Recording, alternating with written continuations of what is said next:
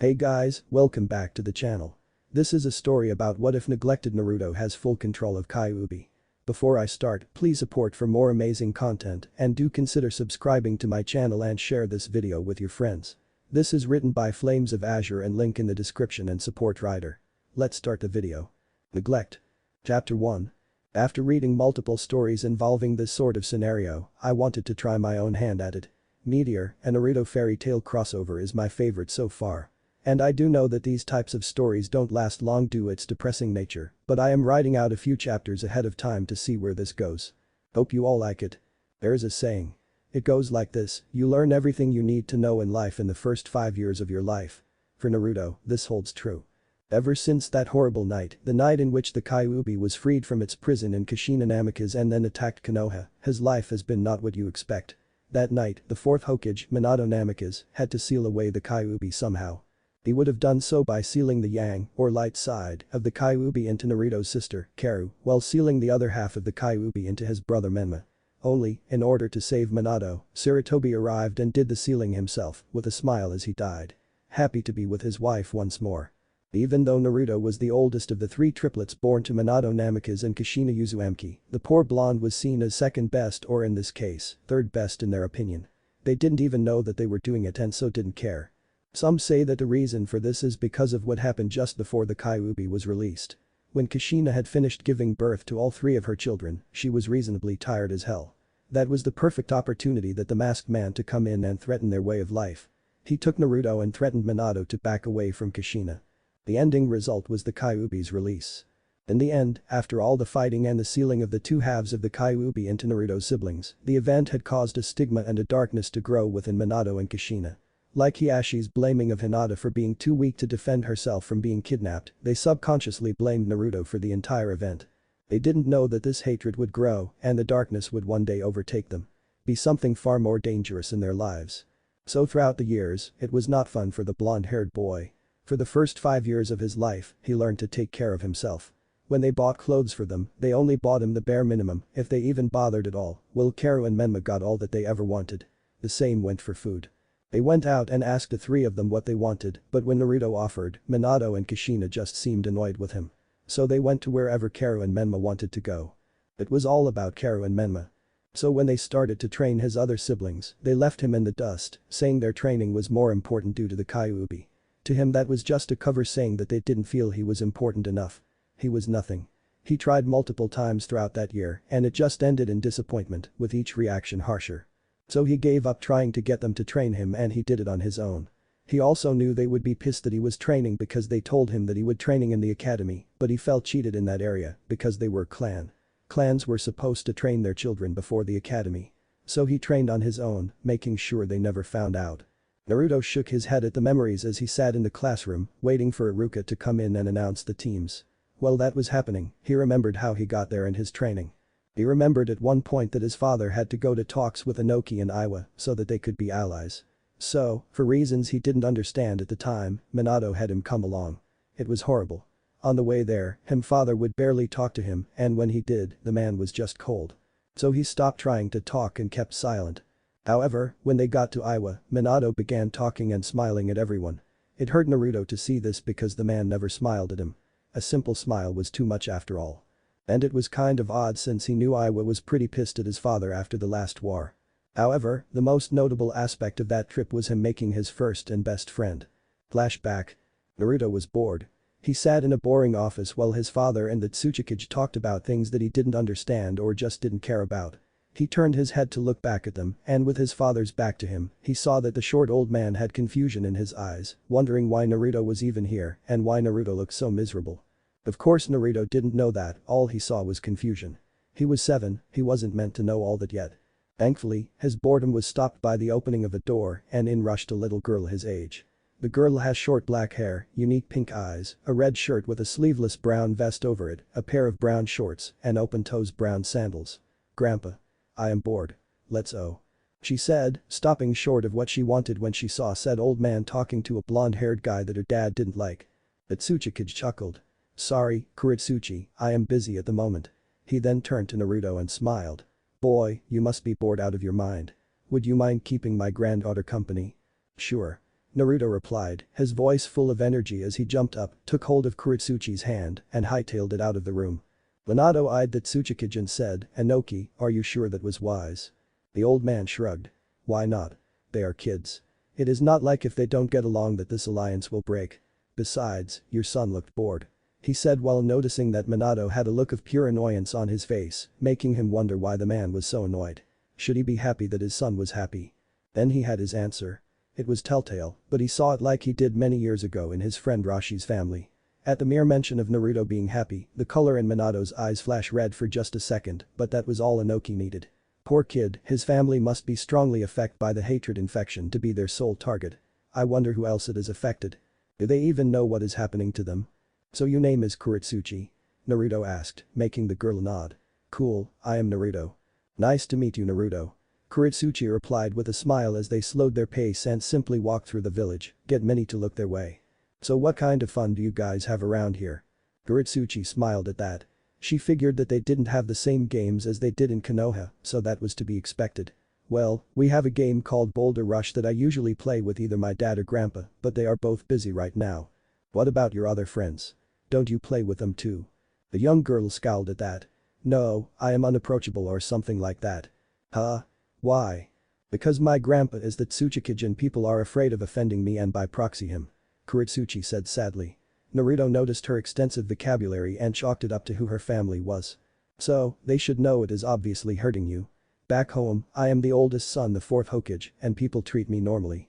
He said, but that was mostly because the people there have noticed how Naruto was treated by his own family, so they treated him like a normal person for his sake. Must be fun. Kuretsuchi pouted while wondering why it was different for Naruto. Meh, it's okay. Naruto replied. But the main thing here is, I will be your friend because I really don't care who you are related to. The black-haired girl stared at the blonde boy for a while before her face broke into a big smile and she hugged him. Thank you. No problem. Naruto said. No one should be truly alone. Backing away with a smile, Kuretsuchi asked, so ready to play Boulder Rush? I'm game. Seriously? Naruto asked after they got to a strange spot and Kuretsuchi had explained the rules. They were currently on a fairly large hill next to a giant boulder overlooking a giant lake. Apparently, they were supposed to push a giant boulder down into the lake to create a huge splash. The only problem was, Naruto was not sure they were strong enough to push the damn thing. They were a couple of kids after all. Yeah. Kuretsuchi replied before a thoughtful look passed her face.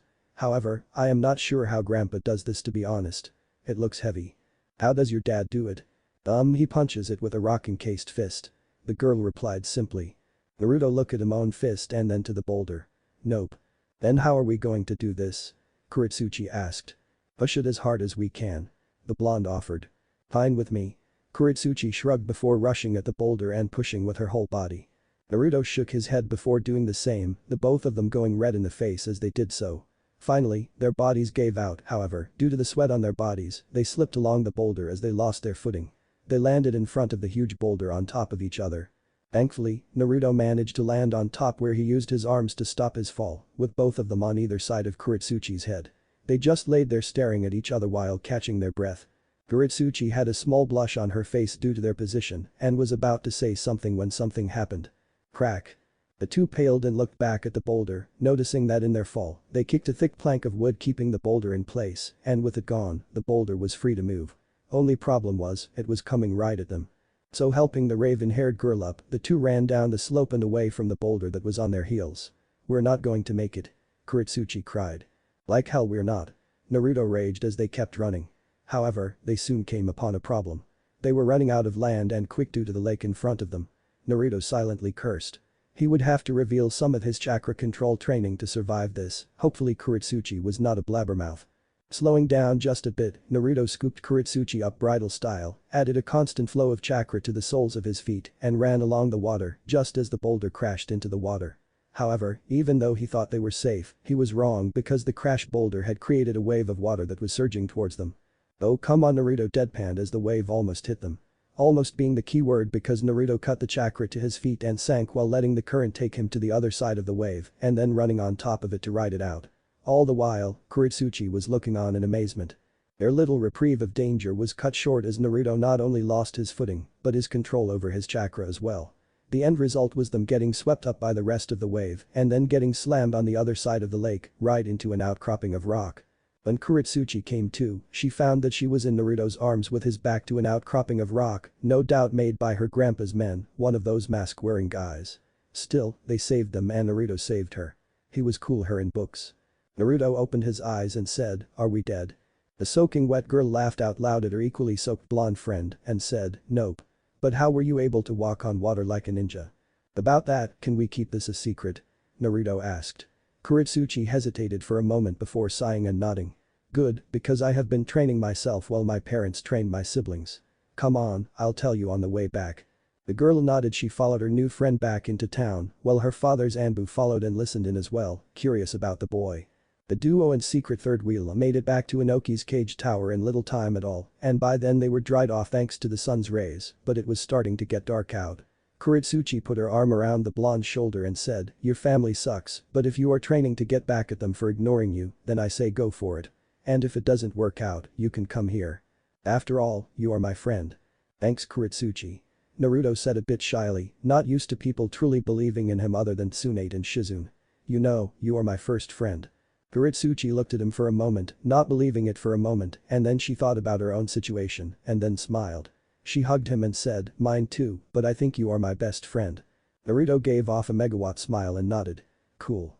The girl let go of her new friend and start to walk back into the tower, but before she could, she stopped.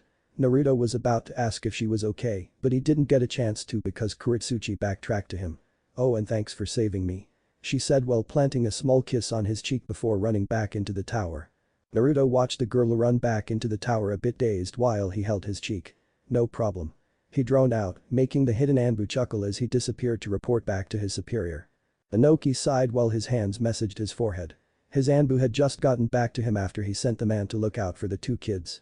He had been surprised to find out that Naruto was able to walk on water somewhat with obviously no help from his parents.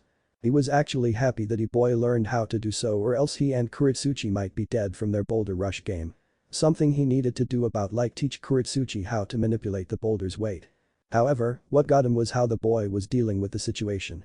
He was training to eventually show them he meant something, and then there was Kitsuchi's offer, which he didn't think was a bad idea. Still, with the boy's story, it was just as bad as or worse than Rashi's experience. Minato and Kushina along with a few family friends were the most affected by the hatred infection, while the young blonde siblings seemed barely affected by it. Odd. But whatever, he was sure the boy could do it. Then, another Anbu appeared in his office to give him some info on Naruto's predicament. "Sir. It would seem that Minato is asleep and has locked his son out of their given apartment." "Thank you, you may leave." Inoki replied with some annoyance. He stood up to leave and help the boy since he himself had a key, but stopped as a scroll on his desk caught his attention. "Should I?" he asked aloud before shaking his head. "Why the hell not, Rashi already thinks Kitsuchi has the potential to use the lava element, so she won't really need it." Naruto sighed as he made his way to the roof of the apartment building that Inoki let him and his father use for the duration of their stay. However, like usual, his father had locked him out after a long day of work, not bothering to even care if Naruto was there or not. "Figures." Naruto grumbled as he stared out around the village of Iwa in twilight. "Something on your mind, boy?" a familiar voice asked him from behind. Naruto wiped around to see old man Inoki floating a few inches off the ground. The blonde shook his head and said, "No, not really. Just wondering why my family is like it is." Inoki nodded, "When you do, you will have to face something dark. When that time comes, I feel that you will need all the power you can get." "What do you mean?" Naruto asked, not understanding. Inoki smiled as he handed Naruto a scroll. "You'll know when the time comes," he said as he floated back to his tower, but not before turning back to Naruto. "In the meantime, get some rest." Once he was gone, Naruto looked back at the scroll to see two things. One was a key, mostly likely to the apartment. The other was words on the scroll. "Dust release." And flashback. Naruto smiled at the memory. Inoki and Kitsuchi truly believed in him and that was good enough for him. And thankfully, him and Kitsuchi still kept in touch with letters they sent each other every month. Despite the distance, they really were best friends. Turning his head, he looked at his reflection as he still waited for his teacher to show up. Must be preparing himself for a goodbye speech. He does like to talk, he thought. Naruto was currently wearing the usual open-toe sandals for ninja, but they were white. His pants were jeans that were bleached white as well. He had on an orange t-shirt with a white unzipped white hooded jacket over it. On the back was his special kanji that the higher level ninja and a few civilians knew the true meaning of. It was the kanji for chaos. It was his secret to keep until the time was right. The tap on his shoulder brought him out of his musings. The blonde looked to see 3 out of 5 of his only friends in the academy. Shino, Shikamaru, and Choji. While Choji was coolest most of the time on Naruto's plan, Shino and Shikamaru had picked up on Naruto's plan. They also felt for him because of his situation. Shikamaru found that Naruto was a challenge for him and found out Naruto's plan right off the bat, thinking it was ingenious. The blonde could have left at any moment that he wanted, yet he stayed in the village to piss of his family and eventually show them what he could do. Now what the blonde could do was something not even he knew. He was still trying to figure that one out. Shino figured it out as well, but did not become friends for that reason. Despite hating his brother and sister for the kyuubi among other reasons, Naruto did not hate Shino right off the bat because of his bugs like most people did. The blonde had accepted him because he thought the bug clan was cool. Choji was a friend of Shikamaru, and that was main reason he became friends with Naruto. The big bone boy knew the blonde was hiding something, but he didn't mind the boy, even if he could be as broody as an Uchiha at times when in the presence of his family. At other times, he was just a goof and it pissed off his parents visibly that he didn't take much seriously. Naruto's other 2 friends at their own desks across the room. There was Kiba and Akamaru. Kiba was a brash kid like him, and with the others, they would often cause a little panic with their skipping school and other such pranks. Kiba hadn't really figured out Naruto's situation and really didn't care. Kiba was friends with him just because. Thankfully, it seemed that his mother had figured it out and encouraged a friendship. Finally was Sasuke Uchiha. Which was a surprise since Naruto thought that most of the Uchiha were all stuck up even after a certain incident. But Sasuke was a friendly guy and often looked up to his brother since Itachi was the new clan leader. A tiring job, yes, but he made time for his brother when he could. Sasuke was surprisingly the second best in class and he was okay and at the same time not okay with it. Sasuke was not really pushing for Rookie of the Year, but he just did not get along with Naruto's brother, Menma, and so they were always at each other's throats. Thankfully, he didn't have a problem with Naruto. Who do you think will be on your team? Choji asked while munching on his ever-present bag of chips. I would prefer it to be any one of you since we all passed. Naruto said. Yes, he passed, but he made it so that he did just barely. Still, this was all just a front. Naruto had a plan and it did not include them. It included his siblings and eventually making fools out of them, destined children his ass. Logical since we are your main friends. Despite Kiba being a friend, he is not close and seems to prefer your sister, which makes it hard to develop a friendship with him. Shino concluded, to which Naruto nodded too. Yes, Kiba had a major crush on 2 girls in class, his sister Karu and Hinata Hyuga. Both often spurned his advances, but he never gave up like the dog he was. Still, Naruto thought Karu and Kiba made a good couple. They were both full of themselves after all. I also wouldn't mind being on Sasuke's team. I think he wants to replace his father for the head of the police force to take some of the weight off of Itachi's shoulder. Noble. Shino replied. Yeah, I would have thought Sasuke's personality would have darkened when his father died in that incident. Choji said. Lucky for us, he didn't. Shikamaru drawled out. I am good with you guys as well, but if I am correct, the Hokage will try and remake the Inoshikacho team. Logical since your fathers are one to the best teams. Shino replied with a nod. Then, Iruka finally came in. That man had always been on Naruto's side. He always rooted for Naruto and often took him to the Ichirakus. He was basically a father to the boy or a big brother. However, most of the other low-level ninja of the village viewed Naruto as a lost cause and just didn't care for the boy, yet the higher-ranking ninja saw the boy's situation and had a high amount of respect for him for not leaving, but the downside of this was that they lost respect for the Hokage and the rest of his family. Yet they did not let it show much. Okay class. This is the last time we will see each other for a while and I am proud to be your teacher. Thank you. Iruka said as he began his speech. When he was finally done, he got to the teams. Most of them were not of note until he got to Team 7. Okay, Team 7 is Menma Namikaze, Karu Namikaze, and Naruto Namikaze, you sensei is Kakashi Haddock. That was not really a surprise to most people. Since Menma was Rookie of the Year and Karu was the top kunoichi, it was expected that they would be on a team together, along with whoever was the dead last, and in this case it was Naruto. All of Naruto's friends, however, cringed. They knew of Naruto's dislike for his own family, along with a family friend that seemed to not care either way, and now he would be spending more time with them. That had to suck. Sasuke shook his head and gave Naruto a nod of good luck to his friend, hoping that Naruto survived his family. Still, it was what Naruto had planned. On the outside, his knuckles were white, showing his friends that he was not happy, but that was mostly for the name, Namikaze. He hated that name since he felt he wasn't even part of the family. On the inside, he was laughing evilly. One step closer to making fools out of his family. Next we have Team 8. Hinata Hyuga, Shino Aburam, and Kiba Inyazuka. Your sensei is Kurina Yuhi. Iruka continued, and only seeing a sad look on Hinata's face and a brash one on Kiba's, he went on to the next team. Team 9 is still in circulation from last year, so we have Team 10. Ino Yamanaka, Shikamaru Nara, and Choji Akimichi. Your sensei is Sumisura Tobi. He paused when Shikamaru drawled out a lazy called it and then continued. Team 11 is Sasuke Uchiha, Sakura Haruno, and Sai. Your sensei is Itachi Uchiha.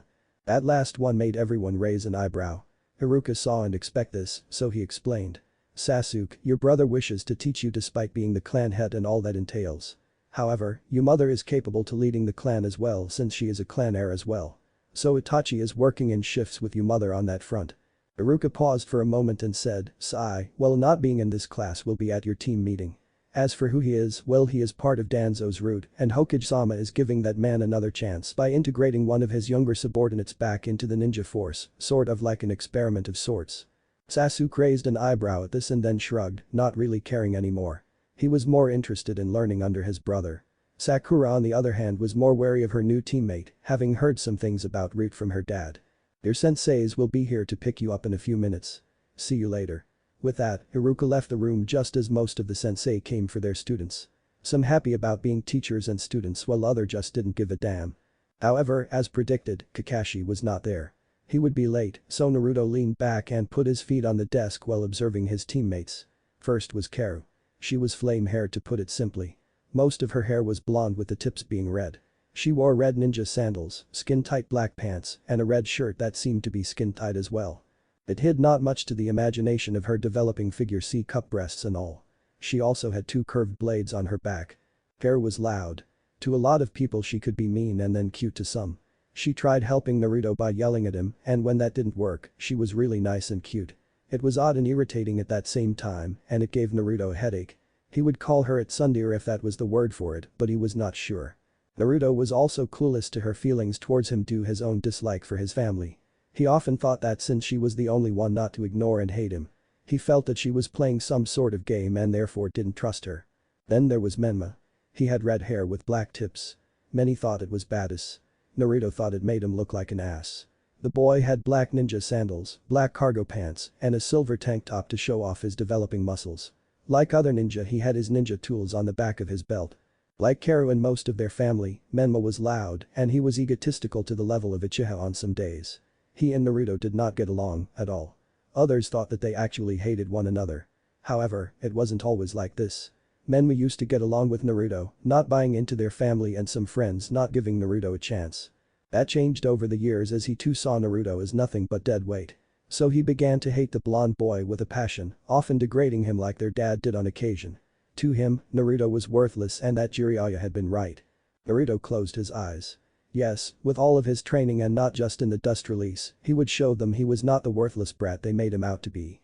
He would show them, more importantly, he would show that damn toad sage, that he was not nothing. Naruto snapped his eyes open and smiled. And I show them the power of Naruto Ranyaku. Chapter 2. Well then, I am going to quote one of my friends for my reaction to your reaction to this story. Holy balls. In addition to this story, I send out 2 chapters to NPU4 and Grim Reaper of Iowa over AN00 emails in my inbox. Too bad I can't get over 1000 or I could have said over 9000 lol. Thank you guys so much. What a waste of time. Minato ground out as he did paperwork while also talking to Kakashi. Said sensei thought he would speak to his old sensei before he went to check on his supposed team. What is sensei? Kakashi asked in his usual bored manner. Me keeping to Sarutobi's way of setting up teams. Minato replied with a frown. So far it has worked, but this time it won't and it pertains to your new team. Menma is the rookie of the year and Karu is the top kunoichi, which is to be expected. However, the dead last this year is my other son Naruto. Kakashi noted the disdain in Minato's voice when he said that Naruto was his son. It was no secret that Minato disliked Naruto to a point of hatred and no one could really figure out why. Kakashi himself didn't feel that way, however, since he was so lazy most of the time due to losing Rin and Obito, he just didn't care. Most of the time, he would let Minato's words about Naruto pass him by, but since he was going to be teaching Naruto, he needed to do something. He had also noticed that Kushina didn't care much about her firstborn as well, which baffled him, since she was a very kind and caring person. He just could not figure out the why of things. But he did have an idea. It could be related to what the cause of the kyuubi's release that fateful night. Whatever went on that got a lot of Anbu, Tsurutobi's wife, and Shizun's medic friend dead and caused some sort of stigma in the family, and the focus of that was Naruto. Another piece of info that made him think was the Uchiha incident. Mikoto and Itachi both confirmed a strange masked man that tried using Genjutsu to cause Fugaku and a few others to cause a coup d'etat. Thankfully that ended in failure because Fugaku broke free of it, declaring that the Uchiha would find their own way to power, and then rushed the masked man. The end result was Fugaku and many other Uchiha and the police to die at the hands of this masked man. The news of the event caused a new spark of rage within Minato, and from that point on, he became far harsher on Naruto.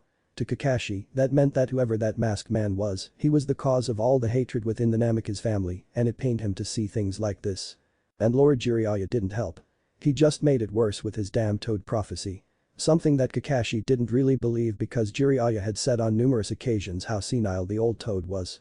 No, he would make his own opinions of Naruto now that he was his teacher, and maybe he could help the boy. Don't be too judgmental, sensei. Under my tutelage, he may just surprise you. Fa. Minato growled out. No offense Kakashi, but I doubt you can salvage anything from a worthless piece of trash like him. He is nothing. We'll see. Kakashi replied simply while on the inside he was shocked to hear his sensei say such a thing. Just remember that Lord Jiraiya was in the same boat as Naruto back in his days and look how he turned out. Minato still wasn't convinced. But Naruto is not Jiraiya sensei. The brat has no talent whatsoever. How he managed to pass the exams is beyond my comprehension. Minato retorted.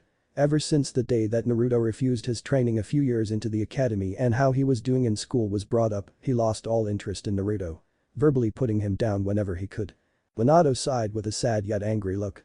Sometimes I think it would be best that he was never born in the first place. Kakashi shook his head as he walked out to meet his students. This conversation was getting too depressing even for him because Minato was starting to sound like Hiashi. 2 hours later for the genin, a man with gravity-defying silver hair walked through the door with an extremely bored look on his in his eye.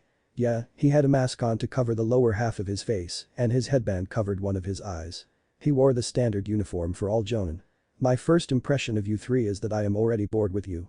He received 2 glares and 1 snore. Kakashi had excited as he did a quick observation of his would-be students. Karu was always cheerful and from what he knew of her, she was very strong since she was trained by her parents. However, she was a little arrogant and not that smart when it came to certain situations. He would have to work with that. Menma was one kid he was not fond of. Kakashi knew the boy was strong, but without experience, that meant nothing, yet the kid could be as arrogant as an Uchiha at times, and he hated his brother with a passion. Something passed down from father to son it would seem. He had his work cut out for him. Then there was Naruto. His sensei's failure of a son, however, he blamed Minato. Naruto's parents never really spent time with him at all. And for that they thought he was a failure because he didn't accept their training in the last year of the academy. Minato preached about family, yet didn't really consider his son family. It just made no sense to the son of the White Fang. Of course, Kakashi knew about looking underneath the underneath. Naruto was hiding something and he was determined to find out. After all, he was on his side. Now to just wake him up. Please wake up Naruto and meet me on the roof. Kakashi ordered before walking out the door, face down in his little orange book. Menma scoffed. You wake up the failure or let him rot there, I ain't waking him up. He said before getting out of his chair to make his way to the roof. Waste of time for this team anyway. Karu sighed and went to her older brother, knowing that Menma would not bother with such a menial task. However, once she reached him, his head snapped to her and he opened his eyes in a fierce glare, scaring the crap out of her.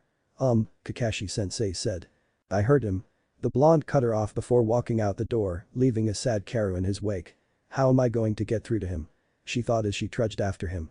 There was a reason he hated her after all. She was the one to mention how badly he was doing in the academy. Flashback. Are you kidding me? An 11-year-old Karu asked as she stared at her brother in disbelief. You are failing the academy. Doesn't matter. Just drop it. Naruto grumbled out as they entered the mansion. Menma just scoffed as he walked past, not caring. Naruto was a waste of his time and why Karu bothered even helping Naruto was beyond him. Once inside, Naruto got to work on his studies by reading a book on the couch. Normally he would be left alone, which was good for him so that he could read in peace, but fate seemed to hate him that day because his father walked in the room. Normally that would not be so bad, but the man was staring at him instead of ignoring his presence. Naruto, I need to talk to you. Minato asked, catching Karu, Menma and Kushina's attention. What about? Naruto replied, keeping his tone civil. Tempers often flared in this family after all. I think I should train you now that you know how to harness your own chakra. Minato replied, gauging his son's reaction. Kara looked happy while Kushina kept on a neutral look on her face, and Menma rolled his eyes, knowing it would not help Naruto. Now? In the fucking last year of the academy? Naruto thought angrily as an intense glare made its way to his face. No thank you. Naruto said, shocking the family. What? Minato asked in shock. He thought Naruto wanted to be trained. He asked when he was 5 all the time. Kushina raised an eyebrow at her son's behavior but left it to her husband. Still, she found it odd that the boy would not want their training. You heard me, I have no interest. Naruto said. 1 fucking year of your training and then pawn me off to some low-level jonin so you won't have to deal with me. No thanks. Hera looked at Naruto with a frown and spoke the words that further separated the family, but she was only trying to help. Brother, you should take his offer since you are failing the academy. Naruto growled and sent his sister the most menacing glare he could while Kushina rolled her eyes and left the room, although she seemed a bit distracted. Still, he was not worth her time. Menma smirked and followed his mother's example. Minato's eyebrows shot up past his hairline and nearly shouted, what? Why did you refuse my training then? Because I don't need your help. I've survived this long without your help. Naruto ground out. You haven't bothered to help until now and I don't want it anymore. I'll figure out my own ninja way, father. He then got up from the couch and walked out the door, slamming as he left. It was not like he actually lived there or anything. Naruto never noticed the look of pure rage on Minato's face, nor Kara's extremely hurt look. Then again, he really didn't care. Flashback end. I was just trying to help back then, she thought sadly. Still, she would not give up despite her friends telling her to give up on both trying to regain Naruto's trust and his affections. She loved him a lot and wanted to be with him, no matter what Jiraiya said about him. To her, he was not nothing. She didn't even care if others thought her feelings for him were weird. Ino and Sakura had tried to convince her that Naruto was a lost cause and to give up on her feelings for him, but that ended in disaster for them. Even Hinata told her to give up, but she knew that girl's game. Hinata liked Naruto as well, and she would not lose to her. She was so into her own thoughts that she didn't even notice that she was the last one to the roof and already sitting down in between her brothers. She noticed that Menma was sitting on a step that led to the edge of the roof and he looked a little pissed, probably for being on a team with his brother. And Naruto was leaning against a railing on the roof while having a bored look on his face. Kakashi cleared his throat and began. Well, now that we are all here, a pause for the group to look at Karu, who just looked annoyed at being singled out. We can begin. First I want to tell you that you may think you are genin, but you are not yet. So, tomorrow, we will have a test of sorts to see if you have what it takes to truly be genin and be on my team. But before that, let's get to know each other. Why don't you go first? Karu suggested. Kakashi eyed her with a bored look. Fine. My name is Kakashi Haddock. My likes, my dislikes, I have hobbies. My dream for the future is none of your concern. All we learned was his name, which we already knew. The new genin mentally shouted in annoyance. Since you opened your big mouth about all of this, you go first, Flamehead. Kakashi ordered. Karu pouted cutely with her cheeks puffed out before she relented. My name is Karen Amicus. I like my family and heaps of ramen. I also like to train and hang out with my friends. I dislike doing nothing and the 3 minutes it takes for ramen to cook. My hobbies, I like to train. My dream for the future, Karu smiled sadly at that. Maybe be Hokage like my mom wanted to and to have a family of my own. While the others looked away, she looked at Naruto at the end. Okay, so I have Minato's daughter who has great potential and for some odd reason, what to be with her brother, who everyone can tell, hates her. But then again, everyone knows she loves him. Odd. Kakashi thought, but he was not going to interfere with that. Menma raised an eyebrow and kept silent. Hokage, huh?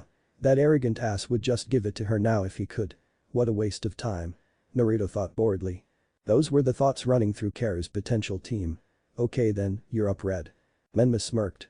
He didn't mind that nickname. Fine with me. As you already know, I am Menma Namicus. I like training, ramen, and strong people because that is what matters in this world. He paused to give Naruto an arrogant smirk, who continued his bored look. I dislike a lot of things, starting with the dead last loser leaning against the railing. Naruto, do us all a favor, fall off the building and die. That way you won't weigh down the team. Naruto just flipped him the bird. Karu on the other hand slapped Menma across the face with an unpleased look on her face. Listen up, Menma, quit being such an ass to him. Your siblings and teammates now, for God's sake. Menma snorted. Maybe if he wasn't such a useless sack of shit and the rest of the family didn't hate his guts, then I might be civil towards him. But until that time comes, he can die for all I care. Asshole. Karu grumbled. Whatever, now, my hobbies are none of your concern. My dreams for the future are to marry a strong woman and be Hokage in place of father. He turned to Naruto with a smirk. You will be the first to go when I rule. Again, the blonde just stared at the boy like he was an idiot before going back to not caring. Used to all the verbal put-downs by his own family. Oh god, he is worse than I thought. I need to whip this kid into shape. He needs to learn boundaries, among other things. Kakashi thought while shaking his head. Apparently Menma took to Minato's style of family a little too much. Arrogant asshole. We're family, we are not supposed to act like this. Karu thought angrily. Great, two arrogant prodigies. Why do I have the most rotten luck in the world? Last is you little ball of shine. Kakashi said, referring to Naruto, who gave him a deadpan look. My name is Naruto. There is not a whole lot I like, but I do like ramen and being lazy. There are a lot of things I hate. My hobbies include just lazing the day away, like a Nara. Naruto looked thoughtful for a moment and then said, for my dreams, I guess it doesn't matter, I won't last long anyway, being a failure. After all, I am nothing. He said, ending it with a creepy smile that sent shivers down their spines. Sigh, this kid is something else. They really did a number on you, but I see through that facade. You are hiding something big. Just what is it? Loser. At least you accepted your fate. Oh Naruto. I love you with all my heart. Why are you like this? Karu obliviously thought before she opened her mouth. Don't worry Naruto. I'll protect you. Great. Naruto replied sarcastically while rolling his eyes, my death has been prolonged today. That made Karu look at him sadly, but then she put on a determined look. She just saw this as another challenge. That's a promise of a lifetime. Karu declared, earning an annoyed look from her brothers. Menma didn't bother saying anything though because she would just ignore it or lose her temper on him like their mom did to certain people. Kakashi just sweat dropped at the whole scene, silently cursing his old teacher for this extremely dysfunctional team. Okay, let's meet at training ground 7 tomorrow at 7. And remember, this test has a 66.6% failure rate. Oh, and it would be best just to not eat any breakfast unless you want to throw up. Later. With that, Kakashi went up in smoke. Ugh, fine, let's just go home. Menma stated as he and Karu got up to go home. Karu was the one to notice that Naruto was not going in the same direction as them. Naruto, where are you going? The way. Was the short reply. Forget him Karu, it is not like he actually welcome at home. Menma stated, making Karu sigh in exasperation. Naruto arrived to one of his favorite spots in the village, despite his family being there occasionally. That would be Ichiraku's ramen stand of course. Hey Naruto, your usual? Tsuchi asked with a smirk, knowing all of the orders by heart for Naruto and his siblings. That would be great, thanks. Naruto replied as he noticed that AM was not there. So where is AM? Tsuchi smiled and said, out delivering orders, if you stay long enough, you'll probably see her. Thanks. Naruto replied. AM was a special girl that Naruto often saw as a sister, however, she would often flirt with him, but despite that, he thought she was a better sister than the one he had. Soon, his order arrived and he started chowing down. However, his mind was not on the great gift that was ramen. No, it was on a subject he often reflected upon. That day when Jiraiya came to deliver the so-called prophecy that drove the spike between him and his so-called family further in. Flashback. A 7-year-old Naruto was walking to his father's office to annoy him like he usually did just to show the man that he was still there. After all, the man loved to ignore him since they got back from Iowa. When he got there, he noticed that the door was cracked open and there was someone talking. So being the curious kid he was, he stayed on the outside of the room and listened in. From the crack, he saw his whole family was in there along with a man that just showed his eye, Tsunade, Shizune, and a tall white-haired man. It was the white-haired man that was speaking. I have gathered you all because I have received a prophecy from the Grand Toad Sage. Jiraiya stated. Really? What is it? Kushina asked. Jiraiya seemed to pause there, as if thinking about something. It goes like this. 2 children from powerful parents will decide the fate of the world. They will be its destruction or its salvation. I believe that these 2 children are Menma and Karu. Minato smiled brightly at this. So what should we do? Simple. Up their training. Focus solely on them. Jiraiya stated. That is no problem, we already do. Kushina replied simply. What about Naruto? Tsunade asked a bit peeved with Kushina and Minato since they admitted that they obviously didn't train Naruto. Jiraiya scoffed. What about the brat? He is useless, I say just forget about him. In this situation, he is nothing. Why would you say that Uncle Jiraiya? Asked a younger Menma, a bit angry with the man. Jiraiya smiled at the young boy as he crouched down to his eye level. Because Menma, you and Karu are the only thing that matters. Your brother is useless trash with no talent. When he becomes a genin, then you will have to protect him if you want, but if he gets to Chunin it will be a miracle. Just accept it. Menma turned away from the man with a sad look, but his mind had been made up then and there. Karu on the other hand just glared at the white-haired man, not believing the bullshit that came out of his mouth for 1 second. Tsunade, who had been disgustedly shocked by Jiraiya's words, had grown pissed with each passing second. Looking at Minato and Kushina to see that they were just accepting Jiraiya's hurtful words was just sickening. Naruto was their son. Then there was Kakashi, who was just taking everything in with a bored look like he didn't even care. What the hell is wrong with you people? Tsunade raged, making Shizune jump, but she understood where Tsunade was coming from. What do you mean Tsunade? Minato asked. Naruto is your son, damn it. Tsunade shouted. How can you just treat him this way? That boy is nothing, Tsunade. Minato stated, but Tsunade notices the darkening of the man's eyes and the quick flash of red. Minato gained a sad look. He is such a disappointment. Sometimes I think it would have been best if he had never been born or had died in his hands that night. How can you think like that? Tsunade raged. You haven't even trained or spent time with him, damn it. And why should we? Kushina growled, displaying the same reaction with the eyes, but also something else as well. She held her head for a second and looked distracted. Jiraiya took notice of this and widened his eyes in fear for some reason before he narrowing them, however, he did nothing to stop her, which confused Tsunade. He is not part of this family. Tsunade lost at them. This is utter bullshit and you know it, Kushina. She screamed before turning to leave. And where are you going? Minato asked, his eyes narrowed. Back to the hospital. Tsunade snarled. Since none of you give a shit about one of your own, it is up to me to make sure he stays alive. At least I care for him. Come on, Shizune. Tsunade then ripped the door open and walked out into the hallway, however, she noticed a small blonde boy running further down the hall and out of sight. That sight put more rage into her system as she turned back to the room. To me, you are the worthless ones, so don't expect me to help you out. She never heard Kushina break the silence as she ran off to check on Naruto. Kushina held her head some more and whispered helplessly, no, it is not like that. She paused and her voice became darker. He is connected to that man. While showing no reaction, Jiraiya was very creeped out and sweating on the inside. Naruto. Tsunade called out as she found him crying at the entrance to the tower. The look she received was heartbreaking and it made her want to cry alongside him. Instead, she crouched down and hugged him alongside Shizune. Why do they hate me? Naruto cried. I've done nothing to them. I don't know, Naruto, I really don't. Tsunade said as she held back a sob of her own. But, I won't let anything happen to you. Me and Shizune may not have a lot of time thanks to our jobs, but we are there for you, and if you ever need help with ninja training, even medical training, just ask and we'll be there.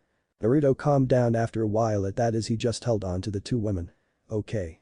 Was all he really said and they didn't know it, but something in him cracked that day. Then flashback. Yes, ever since that day, he considered Tsunade more of a mother than Kushina and Shizune as a big sister. And true to their word, they had taught him all the medical knowledge he could ever want. He was a genius in his own right to the medical arts and it showed. Everyone in the hospital knew what he could do. Still, sometimes he would scare them when he said it was no big deal, often saying in his own creepy way that he was nothing. Tsunade knew the meaning of that phrase and it hurt her every time he said it. A few minutes later, Naruto was walking home from the ramen stand when he noticed the square rock following him. Ugh, Konohamaru rocks don't follow people around our square. Right, like always, boss. The boy shouted as he let go of the transformation and coughed on the smoke. Naruto chuckled to himself. He knew the kid because Asuma introduced them and they have been good friends since. Also, somehow the brat managed to see past his charade. Boss. Let's go prank some Chunin. Okay. Naruto said with a rare smile. Mom. I'm home. Karu shouted as she entered the mansion. Oh good. Tell me, who did you get for a team? Kushina said, walking into the living room. Oh, I got Kakashi as a sensei. Karu stated, which made Kushina's eyebrow twitch in annoyance. Kakashi, while being known for being one of her husband's last living students, was also known for being very late all the time. And the fact that he never passed a team plus he was lazy as hell. Then there was the reading porn in public. That man just irritated her to no end. Then there's me, Menma, and Naruto. Kushina put a frown on her face.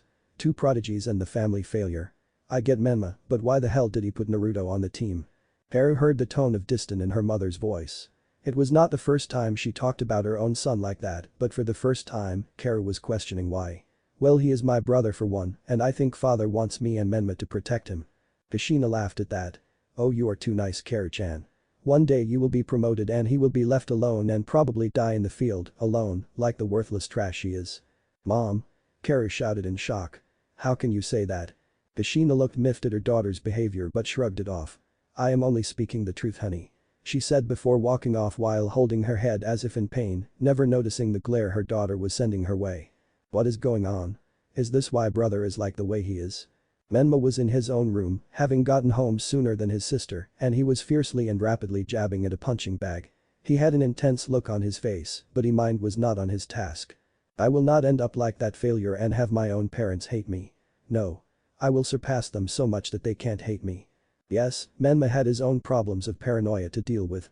Chapter 3. Man, you guy really like this. Now I did give you info on the parasite and while some of you got it right, others were way off. Just know there is more to it and you will just have to find out as the story goes on. The next day, Naruto was the last to meet at training ground 7. He noticed that Menma glared at him like usual, but Karu seemed to be in deep thought. The blonde just shrugged it off, not really caring at all. A few minutes later, Kakashi arrived. Oh, time that one good. Naruto thought with a smirk as he looked to see the man. Well, it is nice to see you all. Kakashi stated with an eye smile. Now that we are all here, I believe we should begin and see if you all have what it takes to be shinobi. He took out 2 bells and attached them to his hip. You will have until noon to get these off me.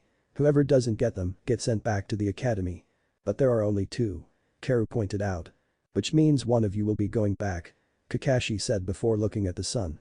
You will have to come at me with the intent to kill. Good luck and yes, you may begin. With that, all 3 disappeared. Well, 2 of them did. What do you think you are doing, Naruto? The blonde shrugged before walking off and sitting under a tree. Sitting down.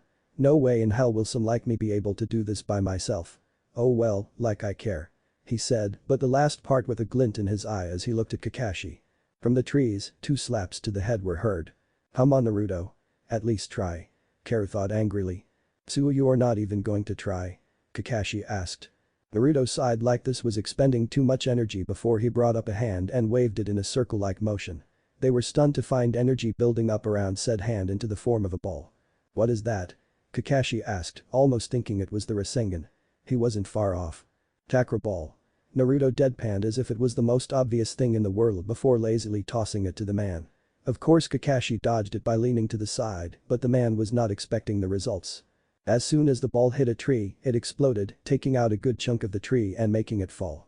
So this is the thing that could make you lucky enough to be Chunin. Menma thought as he remembered Jiraiya's words. The technique had promise, and Menma was not sure how good it actually was. Awesome. I knew you had power to protect yourself. Karu thought happily.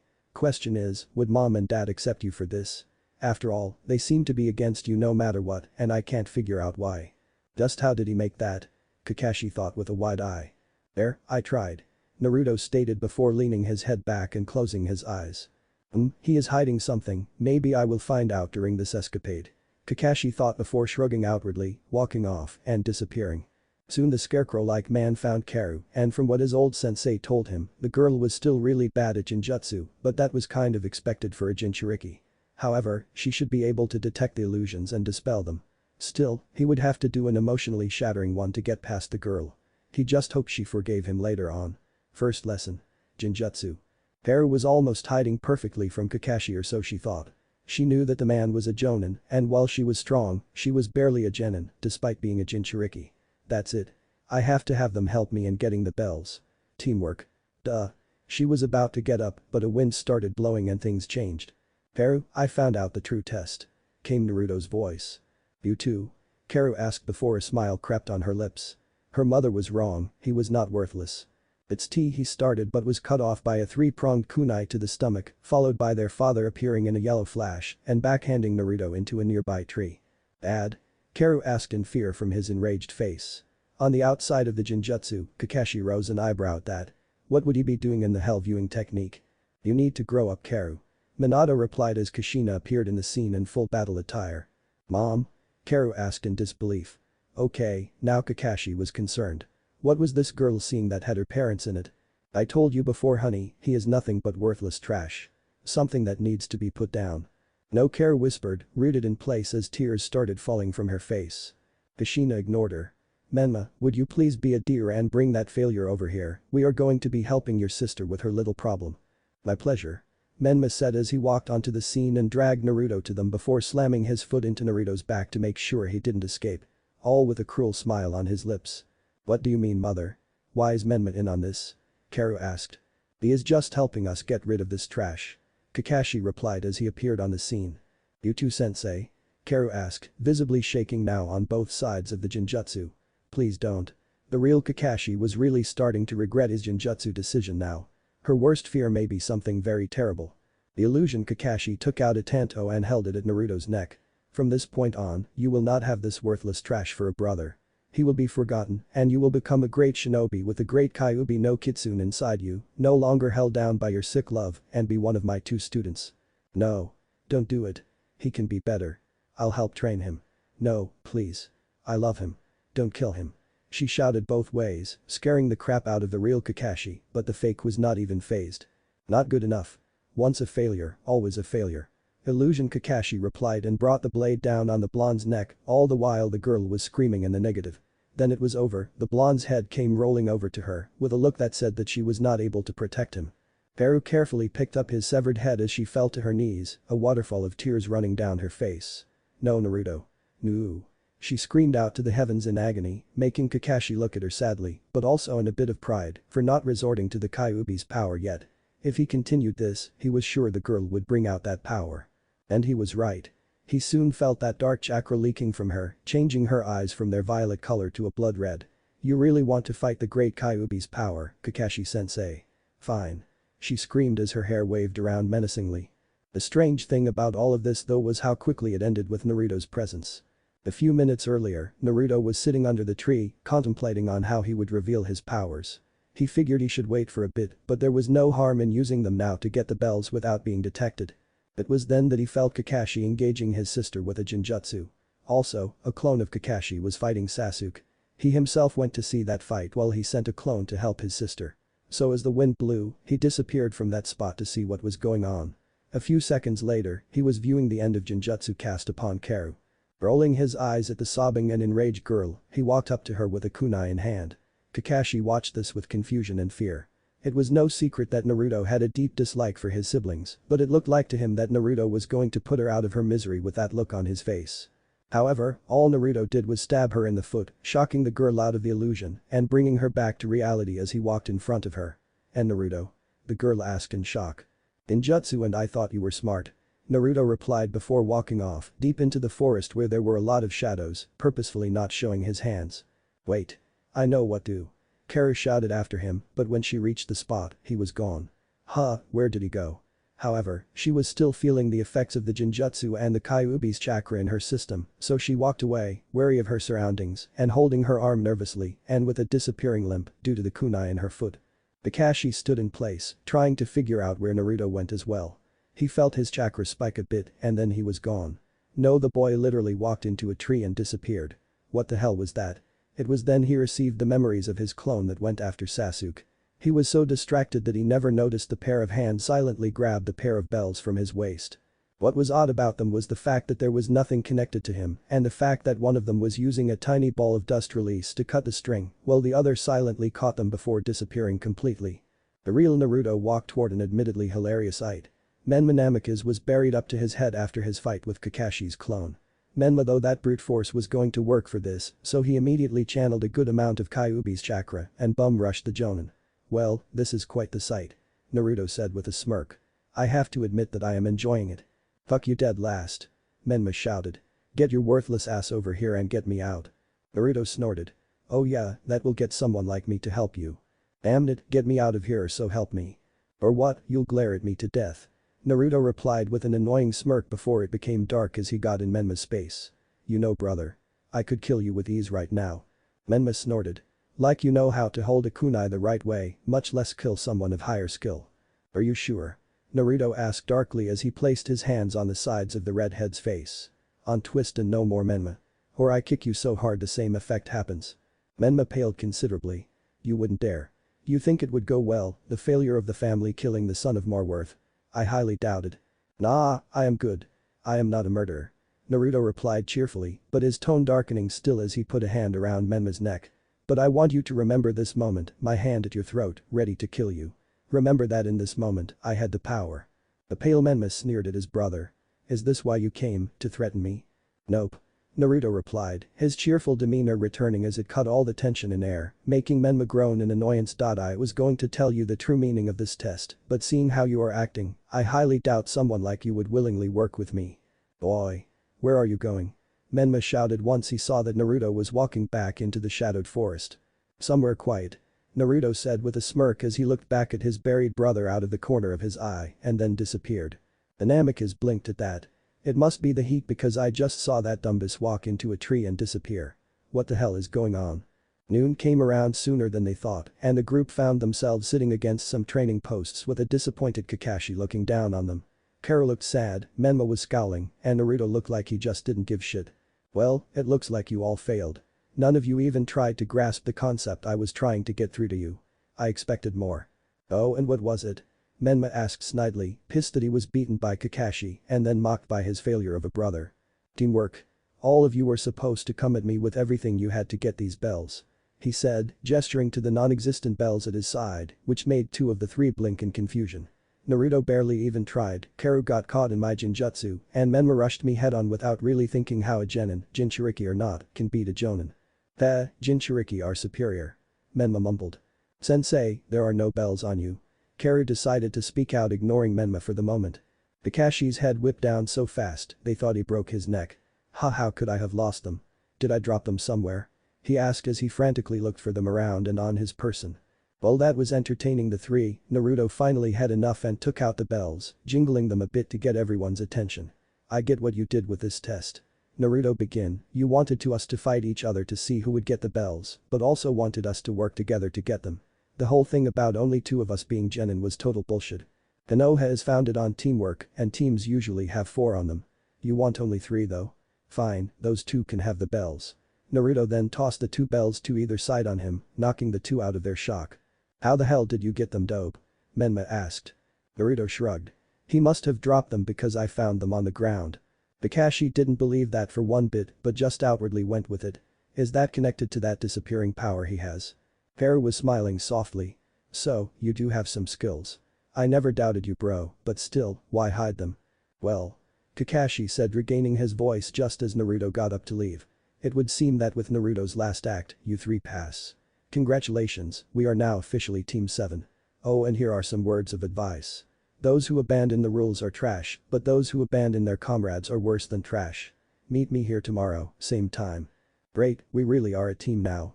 Menma grumbled before he took hold of the front of Naruto's shirt and got in his face. You better pull your weight, bro, the team is already weakened just by your presence alone. And don't think I have forgot what you said to me. With that, he threw Naruto away and walked home. Haru glared at Menma as he walked past with a self-serving smirk on his face.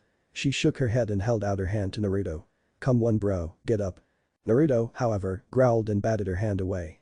I can take care of myself. I've already been doing that my whole life. Haru flinched at that, a reminder of how different their lives were. Ah, Naruto, can you stay behind, I need to speak with you. Kakashi said after observing the truly dysfunctional family. Something he would be seeing for the time being. The blonde nodded as Karu, albeit reluctantly, left to catch up with her other brother. What do you need, sensei? Naruto asked, a bit bored. Kakashi took on a serious look despite the fact that most of it was covered. Naruto, I saw the technique you used. It is something I have never seen before. How did you make it?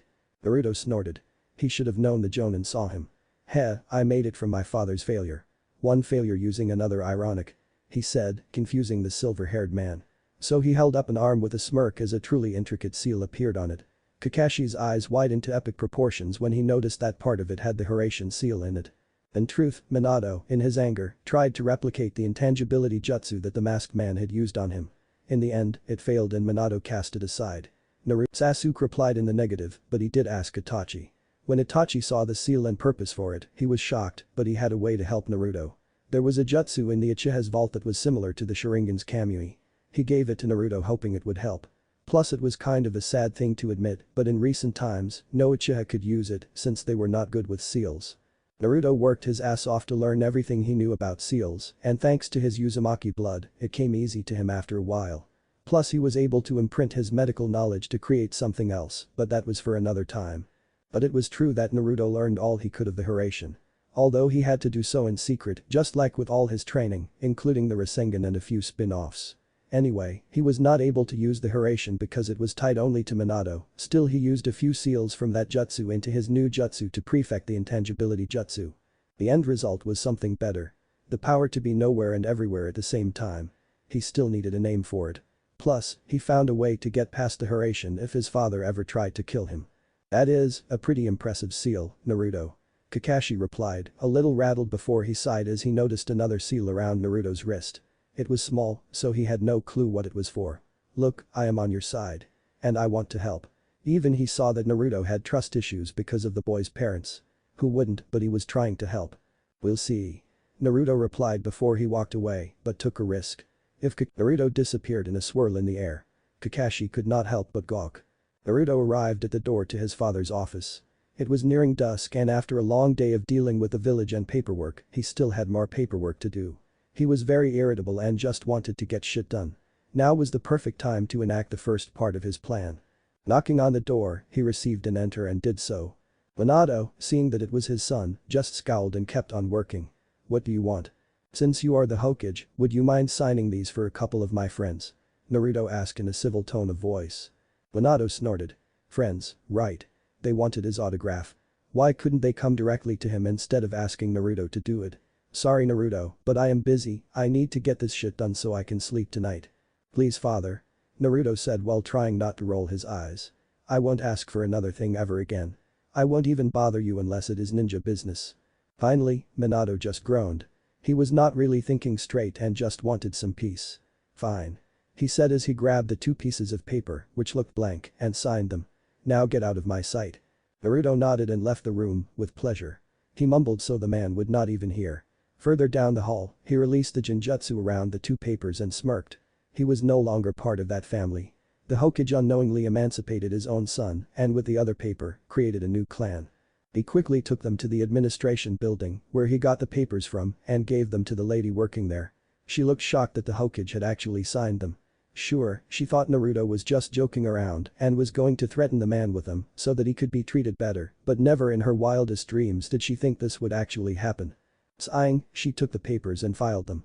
She would have a talk with her clan head, Asuma, later on. Good luck, Naruto. Thank you.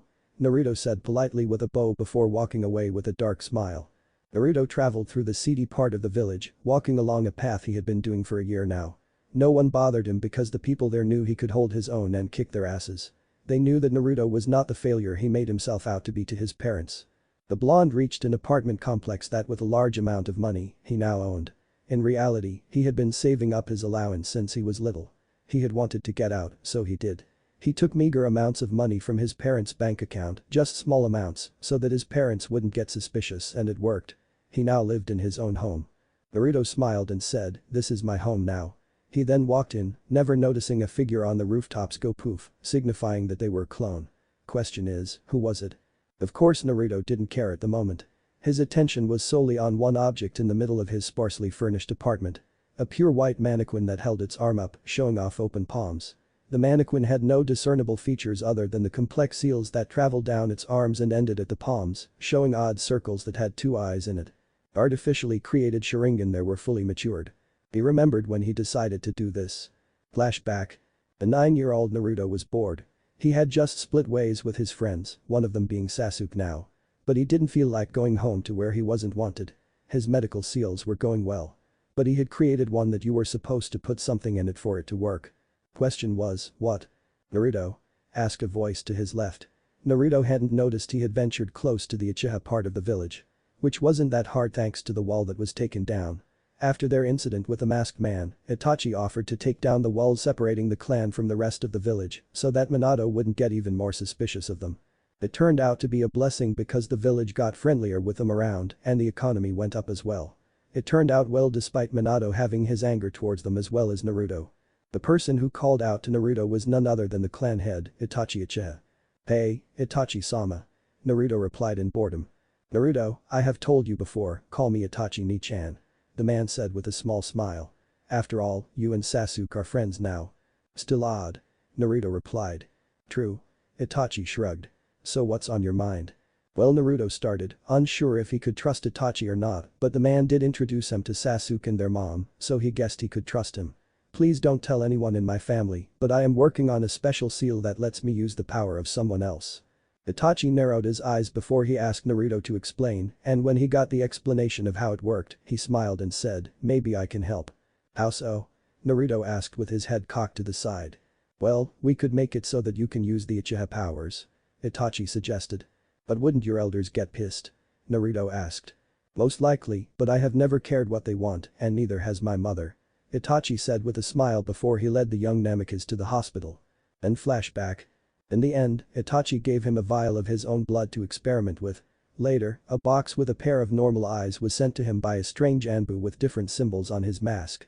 So Naruto just shrugged it off by inject both Itachi's DNA and his own DNA into the eyes, creating a pair of Sharingan ready for him to use, which he used for his new medical seals that he could turn on and off at will. It was great. And it would help him greatly.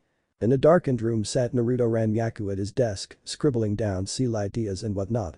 He was done with his team training for the day and felt that he needed to reorganize where he put his seals. It was mid-afternoon and he would have to take a break for dinner soon or he could just skip it. However, if he did that, he would have to be cautious of Karu tomorrow. She had noticed that he hadn't been home lately or even eaten with the family in a long time. The charade was beginning to falter and it had only been roughly a month since he became a ninja of Konoha. Looking at the clock, he would have to leave soon and so he cast a glance at his modified wrap seal on the nearby wall. That seal, much like the one that used to be on his wrists, let him transport himself to that house where he was unwanted.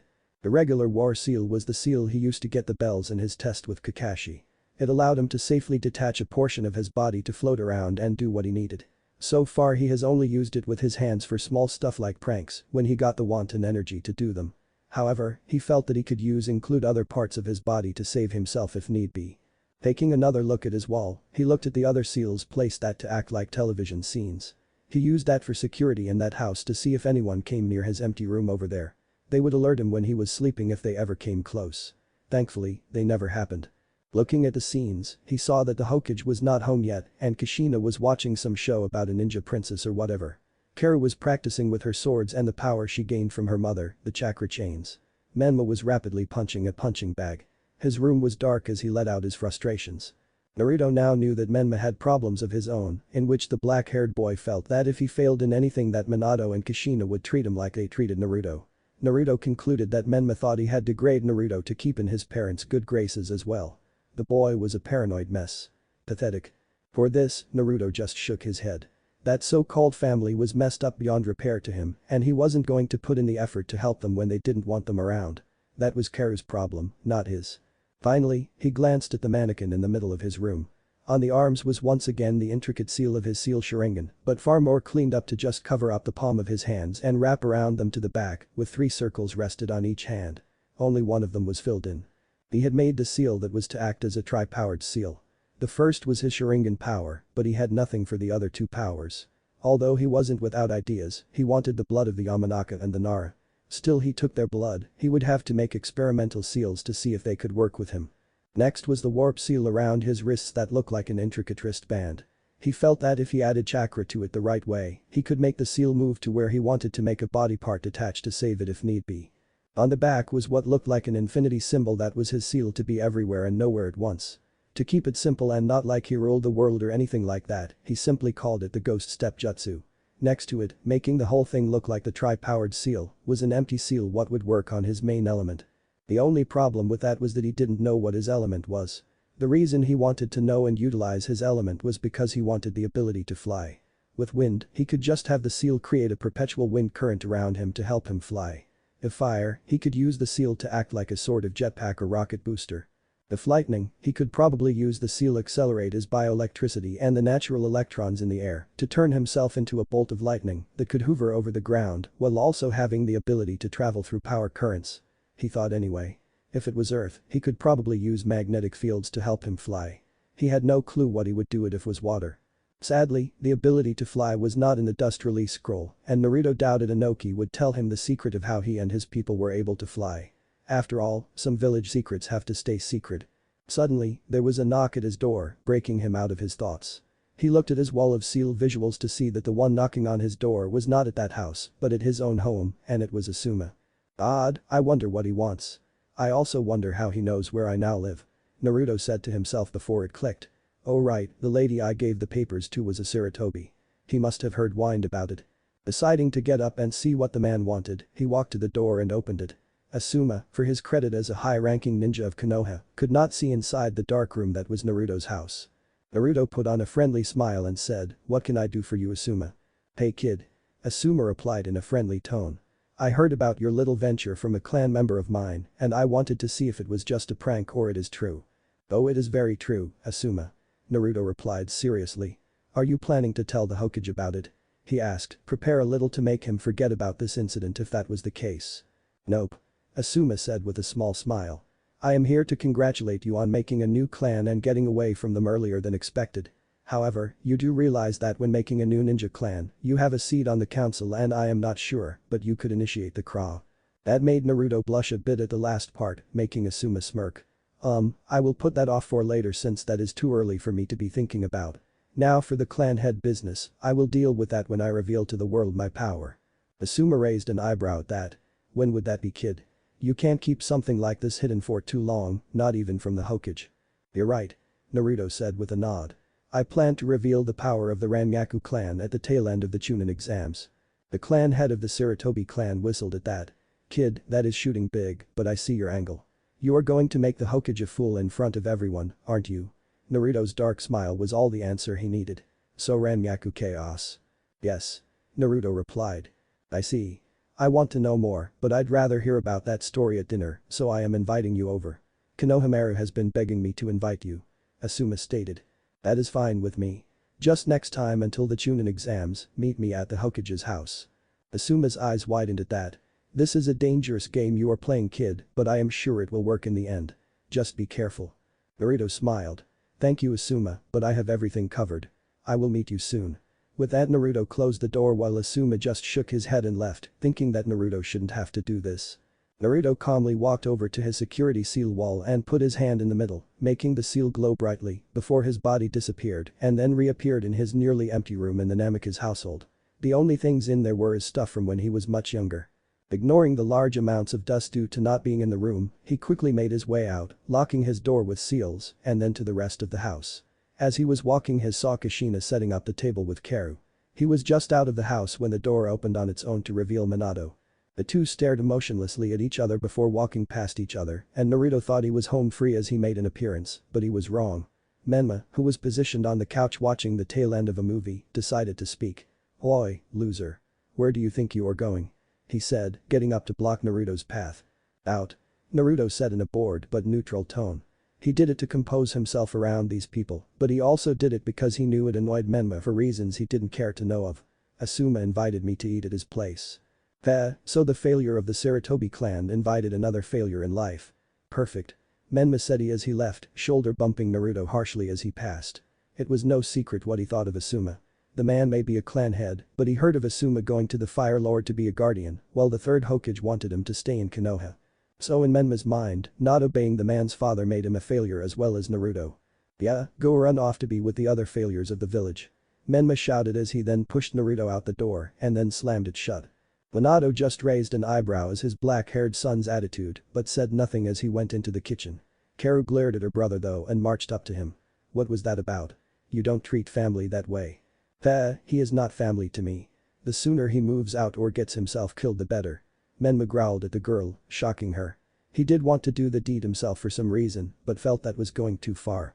"There has got to be a reason for this and a way to fix all this," Karu said to herself sadly as she walked to the kitchen table.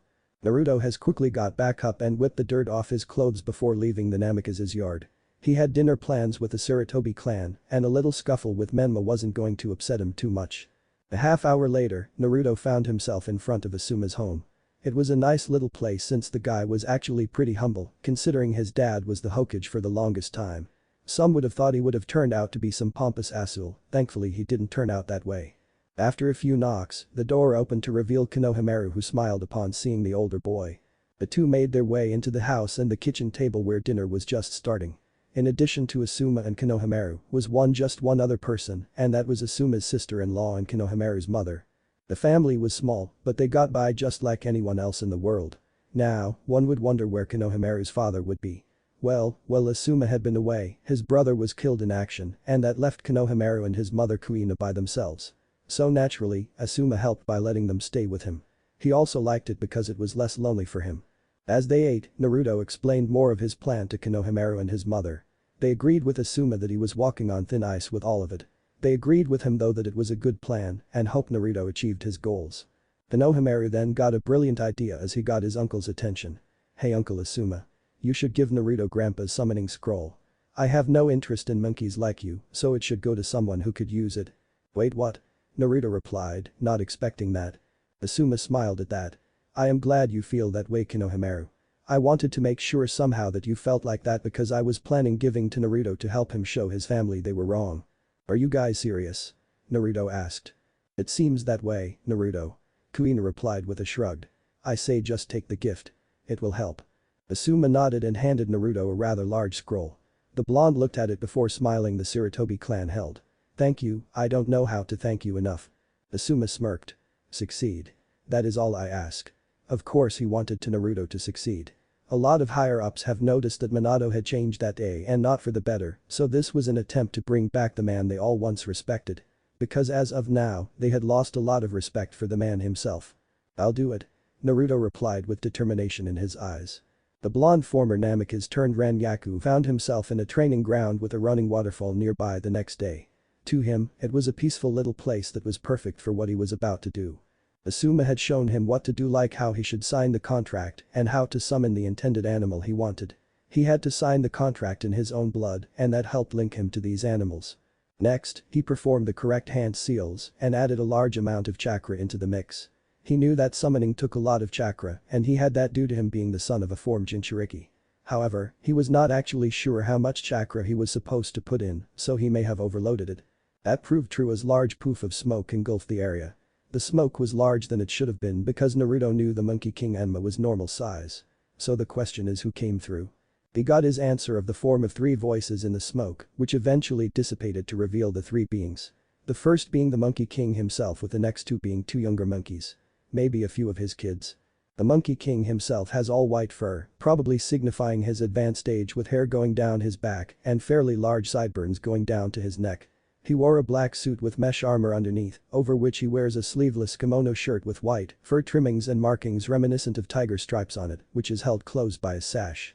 Enma also wore a Konoha forehead protector, signifying his alliance with Konoha thanks to the 3rd Hokage.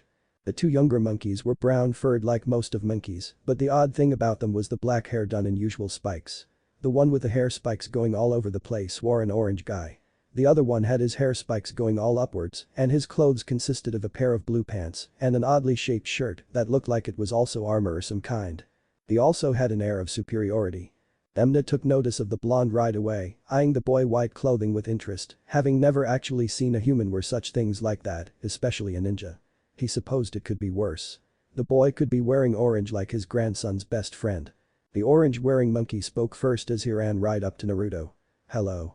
Are you our new summoner? Wanna be friends? Oh, and do you have food with you?" Enma chuckled at that, having expected an outcome like this, and he shook his head. "Don't mind him, young one. He is always a little hyper and I will warn you that his appetite is monstrous." He paused as Naruto nodded with a sweat drop. "Anyway, you probably already know who I am, but I will introduce ourselves anyway. I am the Monkey King, Enma. The former summon of Hiruzen Sarutobi, your 3rd Hokage. The one who rushed you with questions is my grandson's best friend, Goku. My grandson here is named Vegeta." Said grandson nodded arrogantly before he puffed out his chest and declared in a somewhat squeaky voice, "That's right, and that makes me the prince of all monkeys. Fear me." With a squeaky voice, the effect of the threat was basically nulled out as both Naruto and Enma chuckled. "Now that we are introduced, tell me boy, who are you? I don't recognize the last name," Enma demanded. Naruto nodded, not expecting the Monkey King to know. "My name is Naruto Ranyaku. My last name was formerly Namikaze." Enma raised an eyebrow at that. "The son of Hiruzen's successor. Well, I had heard from the slugs about your predicament and am surprised that the Hokages let you go that easily." Naruto smirked at this and said, he doesn't know what he did thanks to good timing and some genjutsu. Plus, with the name changed to that of Chaos, it shows that I am the Chaos to my father's so-called order. "Ah." Enma replied before a thoughtful look came to his face. "Normally I have my new summoners lift me in my staff form." He paused as he eyed his 2 charges. Instead, I will accept you as our summoner if you can lift the combined forms of Goku and Vegeta's staff form. Cool, come on Vegeta. Goku cheered, much to his friends protesting. They then changed into a small red staff. Naruto raised an eyebrow at their form, wondering what the catch was. He soon found it when he tried to lift them. It was beyond heavy for something so small. So when he tried lifting it and fell on his face, he heard Enma chuckle softly, probably having seen this before, and grew amused each time. But the glare at the old monkey, Naruto tried again and again. Huffing, Naruto decided that he needed to look at this from a different angle. There just had to be a way to lift their staff form. His thinking, however, was cut short by the dual-voiced laughing from the staff. That made him lose his cool and he tried again to lift it. An hour later, we see Naruto on the ground next to the staff as Enma looked on calmly. The blonde was exhausted as he had abandoned rational thought to lift the laughing staff. It was so irritating that it had shown that Naruto was capable of more than simple happiness, laziness, and apathy. He had shown more irritability today than for most of his life sort of. So now he laid there, tired out of his mind, and he thought more rationally and decided that he would lift the staff with chakra. He got up, channeled chakra to his limbs and then to the laughing staff, who quieted down, and lifted it about an inch off the ground. Enma smiled brightly. Good, now we have a summoner once more. We shall work with you from now on. He paused as Goku and Vegeta turned back into their separate monkey forms, and that gave him an idea. In addition to that, Goku and Vegeta will be your familiars. They will teach you all you need to know about us, and I am sure you can teach them a few things. Awesome. Goku shouted as he ran up to Naruto and grabbed him by the arm, getting a confused look from Naruto. Vegeta was much calmer about things, and he too grabbed the other arm. Be grateful human that you have the Prince of Monkeys as one of your familiars. Also, judging by the confused look on your silly looking face, you have no idea what we need to do to make us your familiars. It is simple, we need to create summoning tattoos on your arms. Enma winced as he remembered the time when he did the same with Hiruzen. Naruto, I would brace yourself if I were you. Why do I ooh? Naruto asked before the sleeves to his jacket were roughly pulled up and the two monkeys bit down on both of his arms. When they retracted their jaws, Naruto watched in pained awe as their saliva glowed before combining with his blood to form a series of kanji on each arm. It is done. Vegeta declared before he nodded to his grandfather and then to his new summoner before leaving in a poof of smoke. Summon us anytime you want, especially when you are having dinner. Goku shouted with a big smile before he too left in a poof of smoke. Enma smiled as he put a hand on Naruto's shoulder, who winced a bit and then said, I am sure you will make a great summoner for us, and maybe one day, it will be you who is our sage. Good luck until then, Naruto Rangaku. He then left in a poof of smoke shortly after. Well, this is certainly going to be interesting. Naruto replied before he saw Kakashi appear in a rather flashy shunshin. What can I do for you sensei? Well, Jiraiya's spy network found one of Orochimaru's old bases, and tomorrow he feels that our team is ready for our first C-rank mission. Kakashi stated. Naruto raised an eyebrow and said, so what, Orochimaru is dead thanks to the Hokage. What threat could the guy pose from death? Kakashi nodded, knowing that Naruto really didn't know much about the Snake Sennin. With limited knowledge like that, it was almost expected for Naruto to answer in the way he did. Well, you would be correct in that assumption, but when Minato-sensei killed Orochimaru, he found notes on the man's experiments and found that he was in search of a way to be immortal. The note said he found a partial way to be immortal, but not a true way. Okay. Well, he developed something called the curse seal that he derived from a man from a strange clan and using them on other people and not just his apprentice at the time, in the form of Anko. That crazy snake lady? Yeah, I can see her as his apprentice. Naruto replied with a shrug. Personally, he liked her and didn't have a problem with her like some of the village did. She was a refreshing sight some days. Right, so the reason we have this mission is because of the nature of this base. It is supposed to hold the person from which the curse originated from. From what Jiraiya said in his letter, it was used as a prison of sorts and that it still has people in it. I am surprised we are going. Naruto replied very wary of this information. He still did not trust Jiraiya since that day and he doubted he ever would add into the fact this his so-called father was sent him there was just not right in his books. You may not like to hear this, but you three are his kids and he expects great things from the three of you. Kakashi replied, a knowing look in his eye regarding the blonde. You're right, I don't like it and even if it is a ploy to get me killed and out of the picture, I will do this mission and succeed. It will be one step closer to fulfilling my plans. Naruto stated. He had taken to trusting Kakashi a little more. Not enough to actually tell him the master plan, but to give him snippets of it instead. On the off chance that Kakashi was a double agent, he would have just a portion of his trust. Right. Kakashi replied wincing at how the blonde thought that everyone was out to get him. It really made him sad and he wished he hadn't been so lazy before, even if the boy had Tsunade and Shizune to fall back on. He wanted the boy to feel that he could trust him. After all, he was just making up for lost time. Meet tomorrow at 9 in the Hokage's office. I promise I won't be late this time. Kakashi stated. The blonde just gave the man a deadpan stare, now knowing what Kakashi was like. Naruto and his teammates just stared. This had to be an illusion of some sort, but even the Hokage couldn't find one, and the man was just annoyed now, letting the team stew alongside him. Why would this be happening? Well, Kakashi had been true to his word and was on time for once. Was the world ending? They hoped not. That would suck. What? The man asked, not understanding why everyone and their mother were staring at him. It is just that you are on time for once. Minato deadpanned. You don't even come on time when I call you for a freaking meeting. Well, this is a mission. Kakashi replied in a bored tone like it was obvious. It just earned him more glares. Fine, whatever. Minato sighed. You and your team are to locate Orochimaru's northern hideout.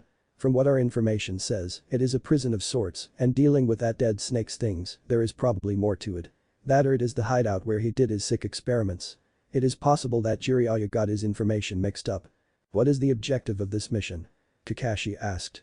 Minato stared at Kakashi's team for a moment and then said, the origin of the curse mark is in there, and I feel that knowing about this could in fact us destroy the curse mark if we ever have to. Understood. Kakashi replied as they filed out of the room. They never noticed Minato's dark smirk and his blood-red eyes. Oh, there is more there and I know it is far more dangerous than you think, Kakashi. Then another voice spoke as they came from out of the shadows of the room. And it is a great way to get rid of that brat, but I am sure the others will return. It was Kushina with a darker smile than her husbands, and her eyes were red as well, instead of the normal violet. Plus, there was a dark aura about her in the form of black lightning streaking around her form occasionally. Now why didn't I think of that? Oh wait. I did. The both replied in unison and very creepy-like. However, dark moment only lasted a second as they blinked and everything was back to normal. Shaking his head as if in a daze, Minato looked at his wife and asked, are you okay? It looked like once more that Kushina had a headache as she was holding her head. I'll be fine. I just take a nap when I get home. Minato nodded but didn't say a thing as he watched her leave the room. Those headaches and his apparent dizzy blackouts were becoming more frequent and it was starting to bother him as to why this was happening. Taking a look at the paperwork on his desk, he decided to figure it out later. He had too much shit to do. Why did he accept this position again? When I die, I am so going to punch you for this, Hiruzen. He muttered as he went to work. Well, this is one step closer to becoming true ninja. Menma stated as he walked along the path with his team. He had his hand in his pockets with a bored expression on his face. Yeah, a C-rank mission was good and all, but he was a Jinchuriki and he felt that he needed more challenging missions. Hey, we are lucky to get a C-rank mission. Karu stated. We are still genin, so we must work our way to the top. Says who? The lowly stooges in the village. Feh. We are Jinchuriki, we don't need to be classed with them. Menma growled. The only reason we are still genin is because we have to look out for the piece of shit. His name is Naruto. Karu snapped. Naruto himself just grunted, already bored with his so-called brother's one-track mind. You should be lucky you got this far. And what is that supposed to mean? Menma asked in a dangerous tone of voice. If you lived in another village, you wouldn't be on the high pedestal you are on now. No, you would be the lowest of low. On par or lower than street rats. Naruto replied. I would just kill all those who made my life hell then. Menma stated with authority. Oh yeah, that will do you good in the long run. Naruto replied sarcastically. What do you mean? Karu asked, curious as to what the eldest of the three triplets knew. I heard that the Jinchuriki of the Mist, the holder of the three tails, is now the Mizukage, and he basically said to hell with the bloodline users, so now that place is a huge civil war. Kakashi, who had been quiet up until this point, decided to speak up. He is right. You can't have that mentality in the ninja world, Menma. Yeah, well, whatever, at least we don't have to deal with that shit in Konoha. Menma replied with a snort. Wrong again. Naruto replied. Pieces of shit like you don't count. Menma stated. Not what I meant. Deadpan Naruto. I meant that if you read some of our history, something I did once while bored, you would find out that a man named Danzo, if he had gotten you and Karu as babies, you would be nothing but emotionless tools to him. Scary. Whatever happened to him? Karu asked. Menma wanted to know as well, but he kept up his uncaring look. The Hokage disbanded him and his group, although the man is still a member of the council. Kakashi supplied before looking at the sun and sighed. Damn, we need to hurry this up. Let's go. The three genin nodded before they all took off at a normal ninja's pace, zipping past the trees as they made their way to the underground base they needed to go to. All the while, Kakashi wondered why Naruto had told them that information. Menma was thinking about what Naruto said and it made his paranoia skyrocket, not that he let it show. When they made it after a day and a half, they were a little annoyed that it was in a land with absolutely no trees. No cover except for the outcroppings of rocks that protruded from the land. Thankfully, the hideout was easy to find thanks to it looking like a black house in between a two-pronged outcropping. So that was good. Okay, once again, be careful. Kakashi warned. The rest of this base is probably underground and we won't really know what is down there. Right. Karu saluted with Menma shrugged and Naruto nodded. Kakashi slowly opened the door to reveal a one-roomed house. Thankfully it was not booby-trapped, so they quickly walked in and started looking for a way to get to the lower levels of the base. As they moved around the room, Kakashi took in more detail as he was trained to do.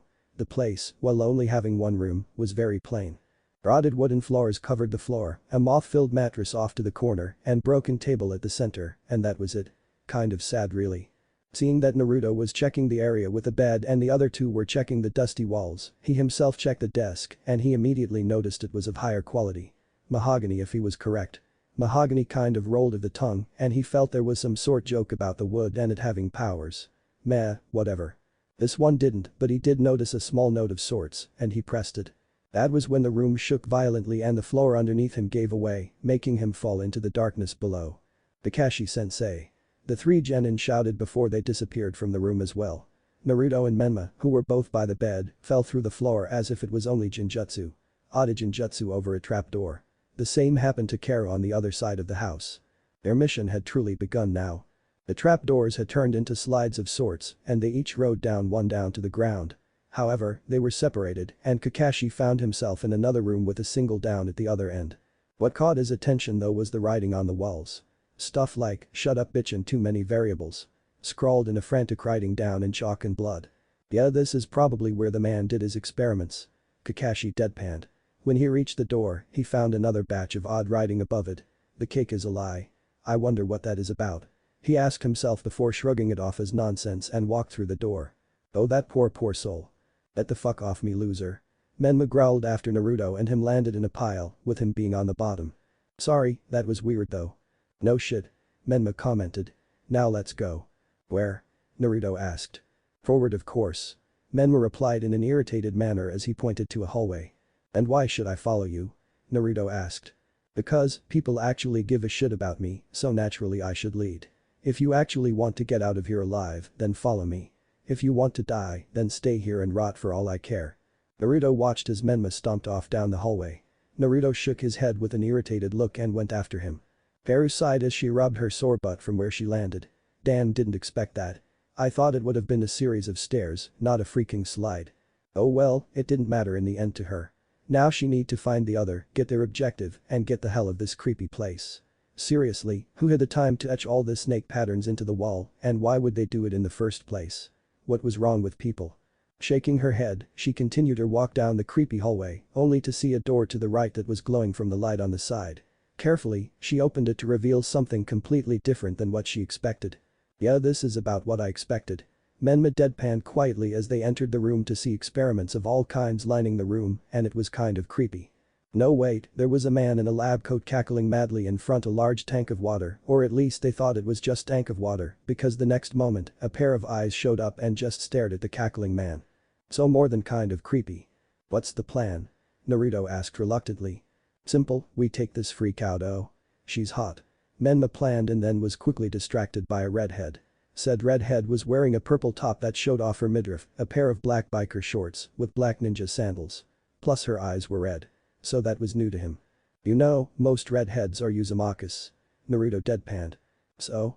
She must be a cousin or something so not directly related. Menma replied. Okay, one other problem. Naruto replied. What? She is obviously on their side. Naruto replied as they watched her interact with a man who seemed to scoff at what she said and then smack her. I am pretty sure she can be persuaded to join us. Menma deadpanned. They then watched as the girl pushed a nearby button and the wall opened up to reveal a girl in another tank which she could easily get out from the top. Still, she looked sad. Why? Well, maybe it was the scales on her skin that neither boy had a problem with. Her too? Naruto asked. You bet. Menma replied with a smirk, thinking that if he saved them, the girl would get with him. However, he didn't get to make a big entrance to save the girls because the red-headed one suddenly turned around and shouted, "Who are you two?" "Karen, who are you talking to?" the man asked. "Dr. Amachi, they are our saviors," Karen declared. Truthfully, she was hoping that because after Orochimaru died, this man took over with the experiments and life sucked her. So naturally, she would take a chance at getting out this place and away from that man. However, the good doctor just rolled his eyes. "Oh please. You think that everyone that comes here will come to take you away, you silly girl. Someone has to," Karen growled. "Ha. You, Isaribi, and Sujetsu are stuck here with me," the man laughed. "You're my experiments now." Doi Isaribi sighed from atop her tank. "Okay, this guy is so fucking weird," Menma shouted in annoyance as he walked to the middle of the room. The mood was already ruined for him. "Oh sure, don't be in a hurry to kick the guy's ass or anything," Naruto replied as he too walked onto the scene with a bored expression. Now Dr. Amachi looked nervous. "Damn that kid, he told me that no ninjas were going to be searching this place," he growled before smiling in a crazed manner. "No matter, I am sure the ninja in this place will cover my tracks." He paused and then continued. "There are too many of them anyway for my tastes." "What makes you think we are going to let you escape this room?" Naruto asked. "Well, how about this?" Dr. Amachi shouted with a crazed look in his eyes as he pulled a level under Sujetsu's tank and flipped it. The next instant, said boy was screaming in his tank as he was literally boiled alive by lightning, and that made it start evaporating. "You bastard." Menma growled as he instantly channeled the energy of Kyuubi and rushed the man, intent on killing him in the most gruesome way. "No, wait." Naruto shouted, having a bad feeling, but like usual, Menma didn't listen to him.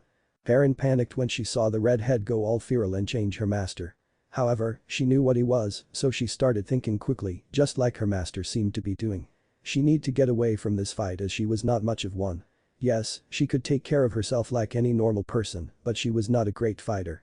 Thinking quickly, she flipped a switch and released her friend from her own tank, and the two quickly jumped away, just as the Kyuubified Menma reached Drive Amachi, who by this point had turned into his Kaima form, which looked like a humanoid lake monster or a Mirror King from Fallout 3. Not expecting this sort of resistance, Menma was easily gut-punched upwards and then kicked into Sujetsu's tank, where he was electrocuted alongside the teen, with the ability to turn himself into pure water. This served as the perfect distraction for the man because Naruto, Karen, and Isaribi were checking on Menma and Sujetsu. They never even saw him leave and alert the ninja patrolling the hallways. What were they again? Oh right, Orochimaru named them Sound Ninja. "Is he okay?" Karen asked the blonde. Naruto frowned as he checked on his brother. Menma was knocked out, but still alive, most likely and thanks to the Kyuubi keeping him alive. After all, if Menma dies, so does it. Yeah, he still has a pulse, so he'll live. However, I am not sure about the other one. Sujetsu had turned into a pile of off-colored slime and was unmoving. Isaribi took one look and started to tear up. Usually when he went into that form, that meant he was extremely tired and the experiments took too much out of him. But even then he would talk back at people. Now he was just silent. "Sujetsu?" she voiced. The slime like out on bubble before collapsing into full-on water. Lifeless. "Oh no." Isaribi cried. They had been close and she didn't know how to deal with this. Her best friend was gone. So she latched onto her only friend left alive and bawled her eyes out. Karen held onto her friend and sighed before looked at Naruto, only to see him leaving. "Oi. Where are you going?" Naruto looked back at her disinterestedly and sighed. "To continue my mission. Look after that asshole for me. When I get back, we can all go to Konoha if you want to join up." "So you are just going to leave us here?" Karen screamed. "Yep." Naruto deadpanned before he left, leaving Karen to stew with a crying girl in her arms and his unconscious brother.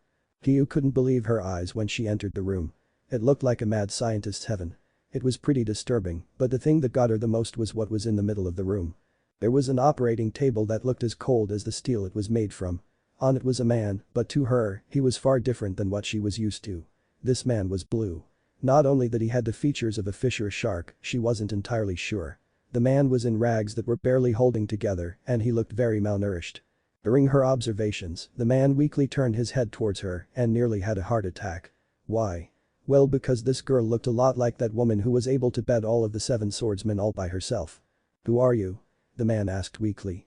"I am Kari Uzumaki Namikaze. What's yours?" she asked politely. The man chuckled. "Oh how I have fallen. I am talking her to daughter and I am not even in battle. Damn that snake and his lackey." He paused to cough violently and said, "I am Kisame Hoshigaki." Haru blinked at that. Wow. My mom told me about you. You were really fierce when you fought her to the point that she was actually scared. I tend to do that. Kisum smirked. So kid, what are you doing here? Well, my team was sent here to retrieve info on Orochimaru's curse mark now that he is dead. Well shit. So the lackey has been doing his experiments on my alone. Terrific. Kisum growled as he felt even more shame. Oh well, he was dying so it didn't matter to him that much. He would be dead soon. However, there was still the matter of his successor. He didn't have one. Looking to the girl, the daughter of the woman who had defeated him and the other swordsman, he got an idea. So kid, you must be a great ninja thanks to your mom. Haru smiled sadly at that. Not really. My ninja skills aren't that great. Mom and dad are more focused with my other powers. I see. Kisum replied. So you don't have a major plan for being a ninja? Your own style? No, not really. Haru replied sadly. Then how about this kid, you take my blade and the scrolls next to it and use my style. Are you sure? Why not? I am dying and I won't be able to use that shit anymore. Hell, I doubt any of the other swordsmen are still alive. Kisum replied. Softly walking over to the discarded sharkskin blade leaning against the wall, she gripped the hilt and while normally it would have destroyed her hand for just touching it, it just hummed as it ate away at her chakra, which she didn't even feel. What she did experience were the memories of Kisum and the others who had wielded the blade. Once it was done, she looked back at Kisum with a determined look in her eye. I do better than just use your style and sword. I will find the other blades and continue their legacy as well. My mother may have defeated you all, but I will be you all. Kisum smiled a true smile after hearing that declaration. And we will all be proud of you kid. He coughed again, but this time it was more violent as blood races out of his mouth. Damn, this dying business sucks. Guess that is what I get for making all those people suffer, but I am going out in my own way. Kid, get the hell out of here and good luck. The girl nodded and left the room, sad that the man was dying as she took his stuff. Kisum smiled and said, I guess I am not a bad guy after all, but I am probably still going to hell. Maybe I'll see Mangetsu there and I'll tell him about the girl that would surely capture his heart if he was alive. He then gathered what little chakra he had left and said, this is my last summoning, give me a better death than this and I promise that girl will be a better summoner than me. Summoning jutsu. With his piece said, Kisum smiled as 3 sharks appeared and ripped him to shreds. Haru, who was still outside the door to his room, silently cried for the fallen swordsman. She would make him and the others proud. As for Not, she needed to find her brothers. However, she then felt the signs of someone using the kyuubi's energy and shot off in search of Menma, feeling that he could be in trouble because the feeling of that dark chakra didn't last long. But she didn't get to dwell on that because she felt it again, but this time it was different. What the hell is going on and what does the second one feel different? She asked herself as she ran through the hallways. Naruto cautiously but casually walked down one of the hallways of the underground hideout he was in. He was sure Kakashi would find something in this hideout or Karu because he was not really finding anything and Menma was out cold. The almighty Jinchuriki, bested by lightning. Classic. As soon as he turned a corner, he was met with 7 sound ninja in their strange masked attire. The two parties just stared at one another before what looked to be the leader of the platoon of sound ninja chuckled and said, well boys, looks like we have a rat for the snakes to eat. He readied his kunai as the others did the same with chuckles. Well shit. Naruto grumbled. I guess this is a perfect way to test if my dust fist style actually works. He then took a stance with his fists closed and if you looked closely, they seemed to be shining a bit along with the floor. The two closest to him rushed the blonde, going in for the kill. Naruto easily dodged the strikes before he sent out a punch to one of them that began screaming as soon as he was hit. The others paused as they looked at the man. The place where Naruto hit was like a crater. Most of the skin was gone and there was bloody muscles showing. Now they were more cautious of this kid. As the one guy bleed out of the floor, the next 5 rushed the blonde again, sending out kunai, shuriken, and their fists at the boy.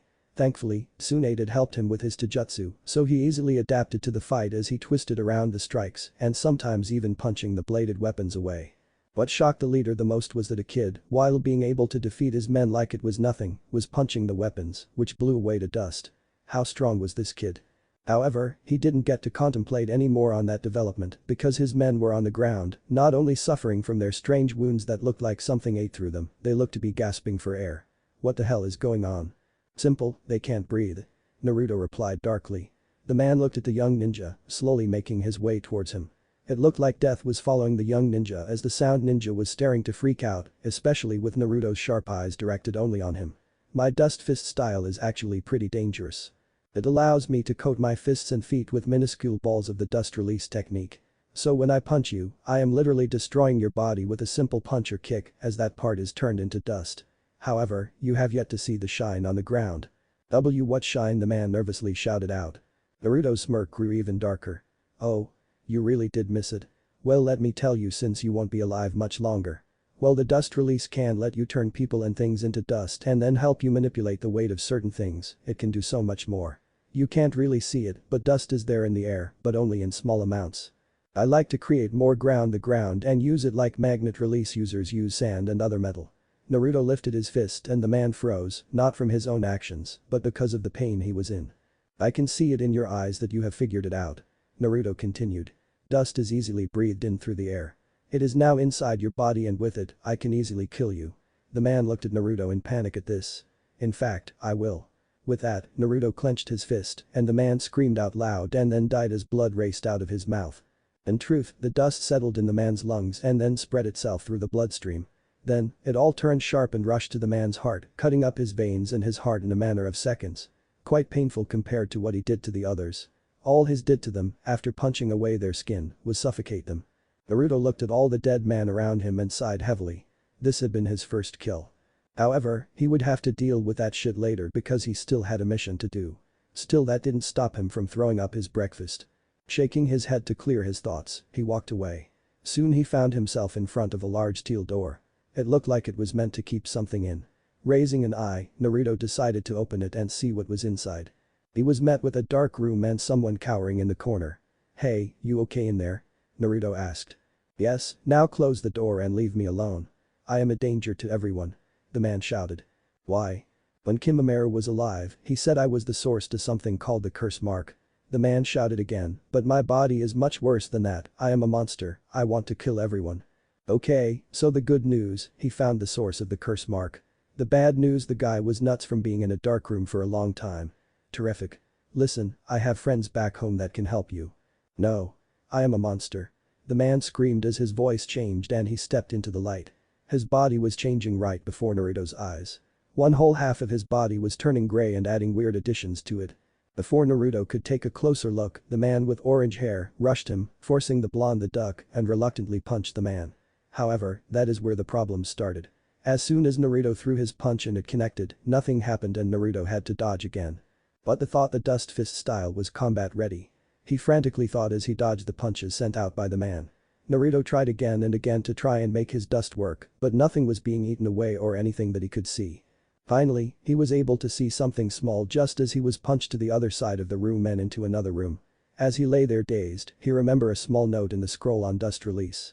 That's right, dust release works differently with nature chakra and those in active sage mode.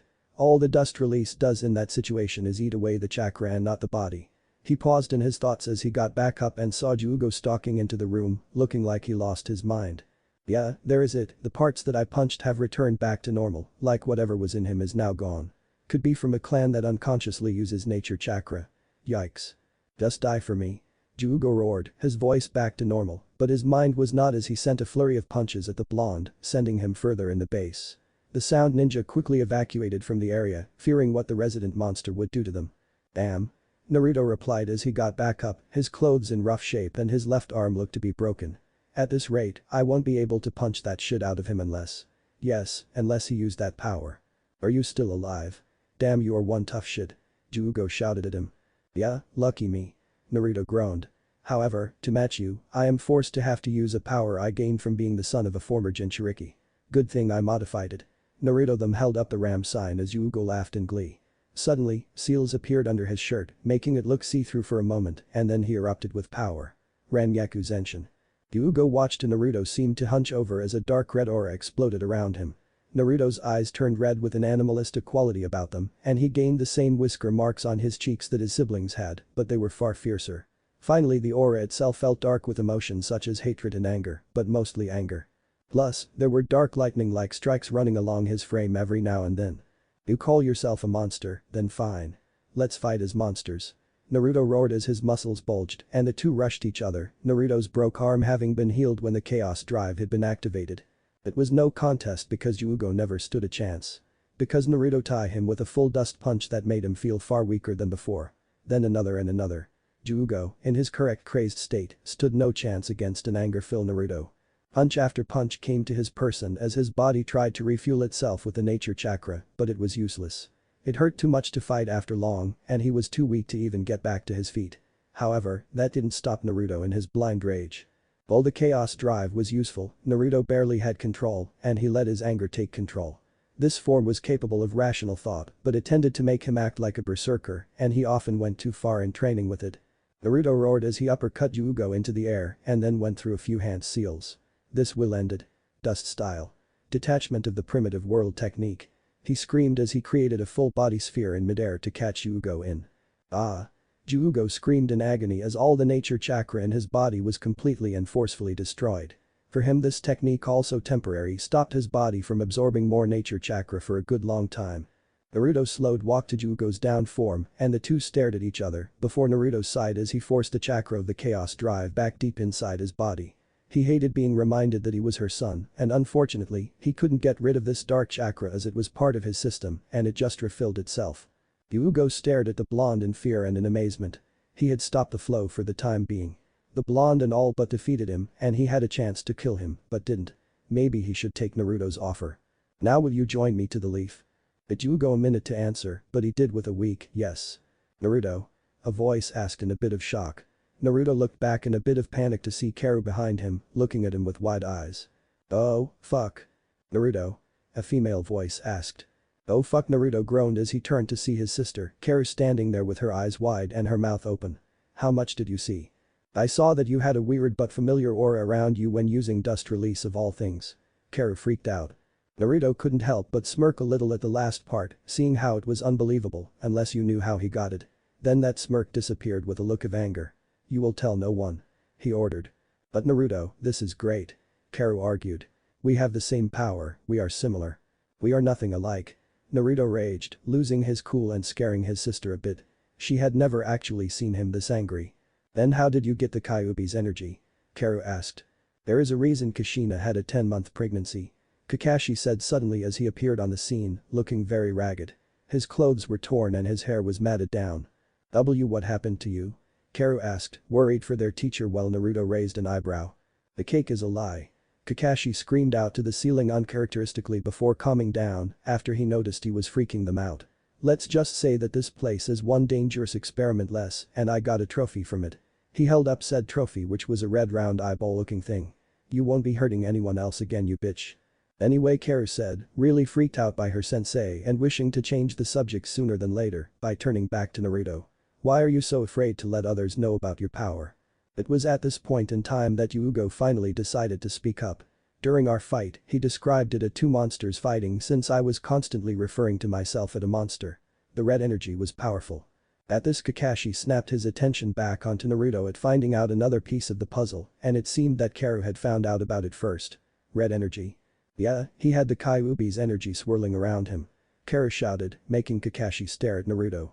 The Jonin, having known about the possibility that Naruto had the Kyuubi's energy in him from Kushina, but he honestly didn't think the blonde would have to use it. The blonde was growing increasingly angrier by the minute as his plans were unraveling at the seams. His carefully laid out plans all for naught by a single action on his own part. How could he have lost so much control? Pinching the bridge of his nose, he tried to calm himself down. Maybe he could run enough damage control that would allow him to keep this all a secret. Then again, Karu was never good at keeping a damn secret, so maybe he should just kill her. No, Kakashi was nearby and would stop the attempt before he even got close. He would just have to put his faith into his sister of all people. Fine. You want to know? Then you better keep this a secret like Kakashi has been doing. Naruto replied, getting wide eyes from the girl as she quickly snuck a glance at the scarecrow-like ninja who just waved at her before she turned her attention back to her elder brother and nodded. If that is what it requires and I get on your good side, then so be it. Karu replied. Naruto sighed a bit shakily and nodded to himself. That was my chaos drive. Apparently, I got it from being born from a Jinchuriki. I do not have the normal access that you and Menma have, but it is aligned to my chakra network and refills itself when it is depleted. It is my last resort. He paused for a minute to let Karu and Kakashi take that in. Then there is the dust release. Now that made Kakashi nearly drop his precious trophy. How in the world did Naruto get that? I got it from Inoki when Minato took me to Iwa with him. Naruto replied, not willing to give them any more information on that front. I have taken it further in my own style along with my energy release jutsus. But why hold these things back? Karu asked. Surely mom and dad will like that. Naruto glared at her and then said, don't tell me you have been blind to what has been going on that past few years. Minato and Kushina care nothing for me, but when I do reveal what I can do, I see where I stand with them. Will they accept or reject me? That is what I plan to find out at the Chunin exams. Karu sighed as she leaned next to the wall, her large bundled sword hitting it. Yeah, I have noticed and I have tried to ignore it and figure it out for myself. What will you do if they reject you? She asked, fearing the answer. I will leave, simple as that. I will not stay in a place that doesn't want me. Naruto replied seriously. But I will show them that they were wrong. I will show Minato, Kushina, Jiraiya, Menma, and all their stupid supporters that they were wrong. I am not some talentless piece of shit. I belong here. I deserve to have a family that actually wants me. Both Kakashi and Karu stared at Naruto for a little bit before they both had smiles growing on their face. Then I will help. The redhead declared. No. The blonde said right away. The best help you can give me is leaving me alone and keeping this a secret. Hell no. Raged Karu. I am done sitting back and watching you get hurt. I'll keep the secret, but I am also helping you in this whether you like it or not, mister. She emphasized her point by poking him in the chest. This made the blonde sweat drop big time, and every time he tried to refuse, the red-headed girl cut him off at every turn. Finally Naruto had enough. Fine, do what you want, we'll deal with it back in the village. He sighed thinking that this was going to be more trouble than it was worth. That was when he finally noticed the strange bundle on her back. What the hell is on your back? The Samahata. Karu replied simply. Kakashi once more nearly dropped his prize.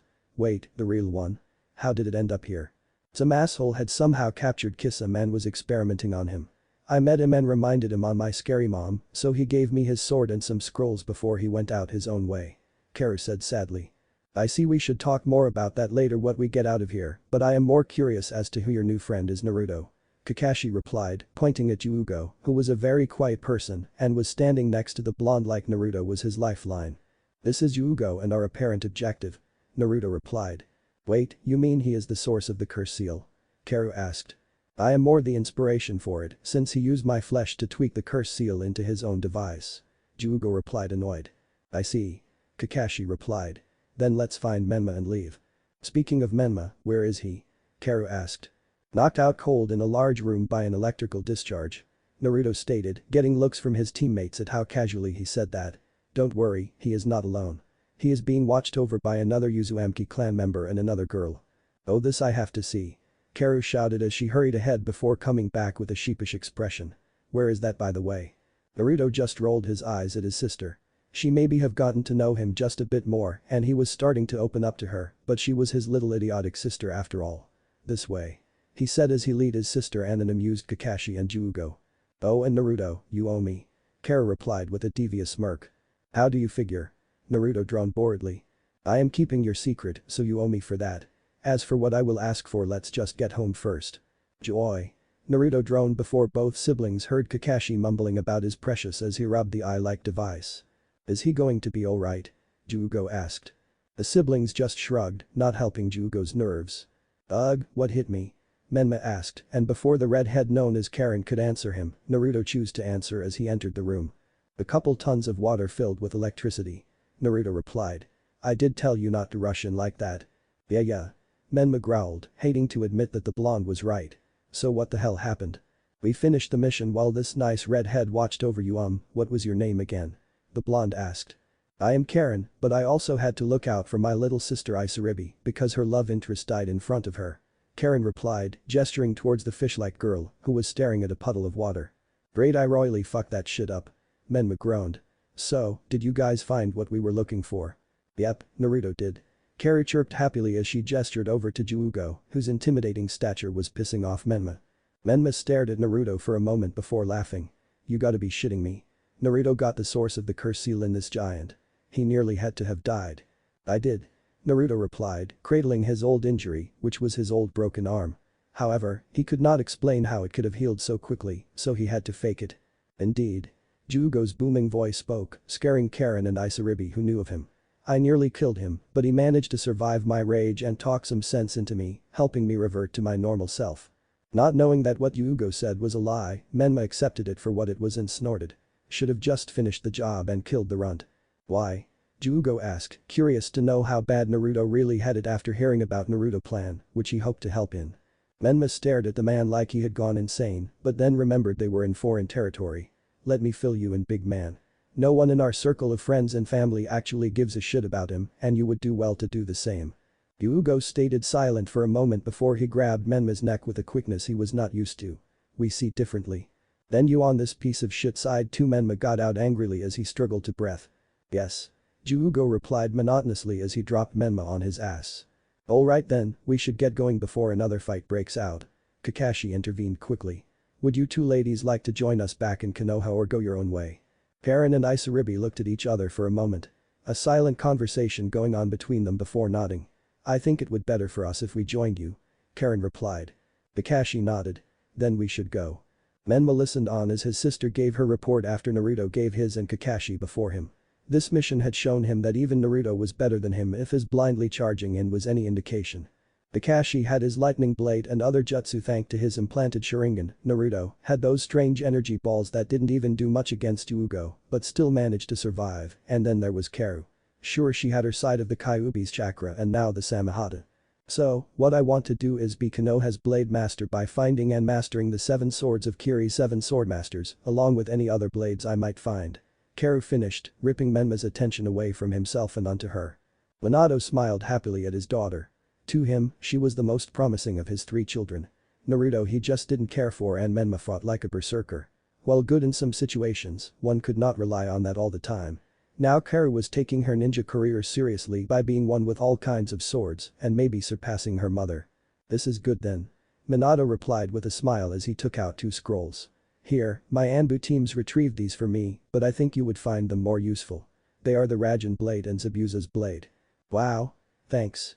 Karu exclaimed happily as she took the scrolls. Yeah, now she had 2 more blades. And what did he have? Nothings. And he constantly ragged on Naruto. The blonde had more than him. All he really had was his berserker style he made when he combined a lot of what his parents taught him. He needed to find something to do. So, this young man is the source of the curse mark? Minato said, once more pulling Menma from his thoughts. Naruto, you will take him to Tsune to see if she can help since you were the one to supposedly calm him down. Naruto nodded, but he could see that his father still did not believe in him. Very well. Now, I need to know more about you two. Minato's voice replied as he was talking about Karen and Isaribi. By then Naruto and Jugo had already left. So let me get this straight, you come from a clan that has unstable genetics and that causes it to draw in nature chakra? Tsunade asked, disbelieving. Yes, Jugo replied. I had hoped Orochimaru could have helped me, but he only helped himself. He said that I had inadvertently found a way for to revive himself if he should die. Swan's eyes widened at this point and wrote a letter and then shouted for Shizune to deliver it to Minato and quick. He would want to know that tidbit of info. Even if Orochimaru was alive, he could still be revived somehow. Alright, you have my full attention, but Naruto, I think Kakashi needs to speak to you and your team at your usual training ground. He sent a clone ahead of you to inform me about it and then to tell you when we were done. Naruto nodded and left. The blonde found his team already waiting for him. Menma looked at him with an annoyed expression like usual, and Karu just looked relieved. Kakashi didn't even seem to notice him as he was reading his little orange book under a tree while rubbing the eye. Suo, what does he need? I got no clue, he just keeps reading his porn and rubbing the eye. Menma replied. It is fucking creepy. Kakashi seemed to have heard him and froze before calmly laying his books next to the eye and walking towards. Ahem, now that everyone is here, I would like to tell you that I will be stepping up your training just a bit. Menma broke into a grin. Nice, what are we going to do? We've already got the chakra training exercises down. Kakashi I smiled as he brought out 3 pieces of ordinary looking paper.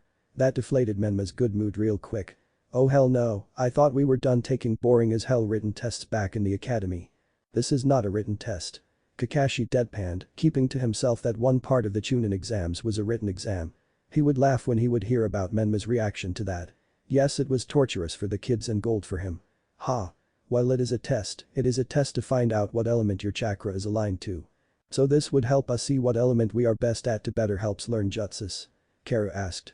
That is exactly it. Kakashi confirmed with an eye smile. Now that caught all 3 genins' attention. Karu could learn if she was properly aligned to water so that as she was, she could use Kisam's water jutsus to a greater degree. For Naruto, this would help him with his flying problem.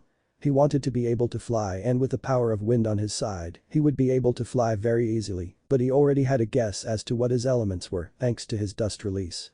For Menma, this could possibly help him in the long run for what to do with his ninja career. He couldn't be a berserker all the time or he would surely die quickly in the ninja world. No, he needed something else to help him. Okay, Karu, add chakra to yours first. Kakashi ordered. The red-headed girl nodded and added in a small amount of chakra. The result was it splitting down the middle and then getting wet. The three then looked up to their sensei for an answer. Kakashi sighed. Damn, I am not great with either water or wind. He said. But I know the general exercises for both and if you want, you can go and ask Asuma for wind jutsu suggestions. Now Karu, you have a rare opportunity. While I know you are dead set on learning water jutsu from that scroll, you can combine both elements when you have mastered them and make ice. Awesome. Karu nearly shouted. Kakashi just smiled as he gave her a scroll on the first part of learning to master water. She quickly took it and left to her part of the training grounds, eager to start learning. She would find out who got what element later. I guess it is my turn. Menma stated arrogantly, thinking that Naruto would have no element because he was weak. He then added a fairly large amount and the result surprised him. A third of the paper got wet, another started crinkling, and the last part caught fire. 3. Damn, you kids are full of surprises. Kakashi groaned. I could personally help you with the lightning element since that is my own. The fire I think would come from your overuse of the kyuubi's chakra. Menma looked uncomfortable at that. It would explain why he always felt a burning sensation when using the fox's power. Finally, I would assume you got water from your mother since she is very proficient with it. Take this scroll on lightning exercises and I will be with you shortly. Kakashi ordered while Menma just shrugged and went to his own part of the training ground. Okay then. That leaves you, Naruto. Kakashi replied good-naturedly. You did that on purpose, knowing that they would do their own thing so they wouldn't find out what I have. Naruto replied with a smirk. I have no idea what you are talking about. Kakashi replied with an smile. Now do it. The blonde just shrugged as he did so and the paper split in half, making Naruto smirk before his eyes widened when the two halves caught on fire and turned to dust respectively. About what I expected, fire, wind, and earth. Kakashi said with a nod. Which one do you want to learn first? Wind, I have plans for that element. Naruto replied, making Kakashi nod as he gave Naruto a scroll on wind. Good luck and again, if you need any help, just go ask Asuma. Kakashi sheepishly but Naruto understood. Kakashi was no expert by a long shot on the wind element. So as Kakashi left Naruto to read his scroll, he noticed that Menma was starting out in space. He assumed the boy was speaking with the kyuubi and he was concerned. The fox could try something. A few minutes earlier. Menma sighed as he sat down to read his scroll on lightning. He was not sure it would help, but he would take anything at the moment. You should have taken the water scroll, you pathetic human. The giant fox in his gut boomed before Menma found himself in front of said beast within his mind. His mindscape was not a sewer or anything like that. It was the village as it was the day the fox attacked. Sure, some of the buildings had been repaired, but most were in rough shape. But the thing that would catch most people's attention was the fact that the giant nine-tailed fox was in the spot where the Hokage monument would be. Why? Menma asked as he stood upon one of the only intact buildings to stare at the fox at equal level. The Hokage Tower. Because I wished to help you grow stronger. As you are now, you are a pathetic little human not worthy of being crushed under my paw. I will not have a weak-ass vessel like you. The fox stared at Menma in contempt for a moment and then said, for you to grow stronger, fire will not help as it comes from my chakra and it is burning your body every time you use it. It was not meant for you and you are not yet ready for more. So I will forcibly change it to that of wind and I will personally teach you how to use that in water, which again, you should have started with. Menma was a little taken aback with the kyuubi's offer to help, but whatever worked. If this meant he would cement himself within the family and not be a burden to them like Naruto was, then fine. Alright, but why wind and water? The fox stared at the boy like he was an idiot.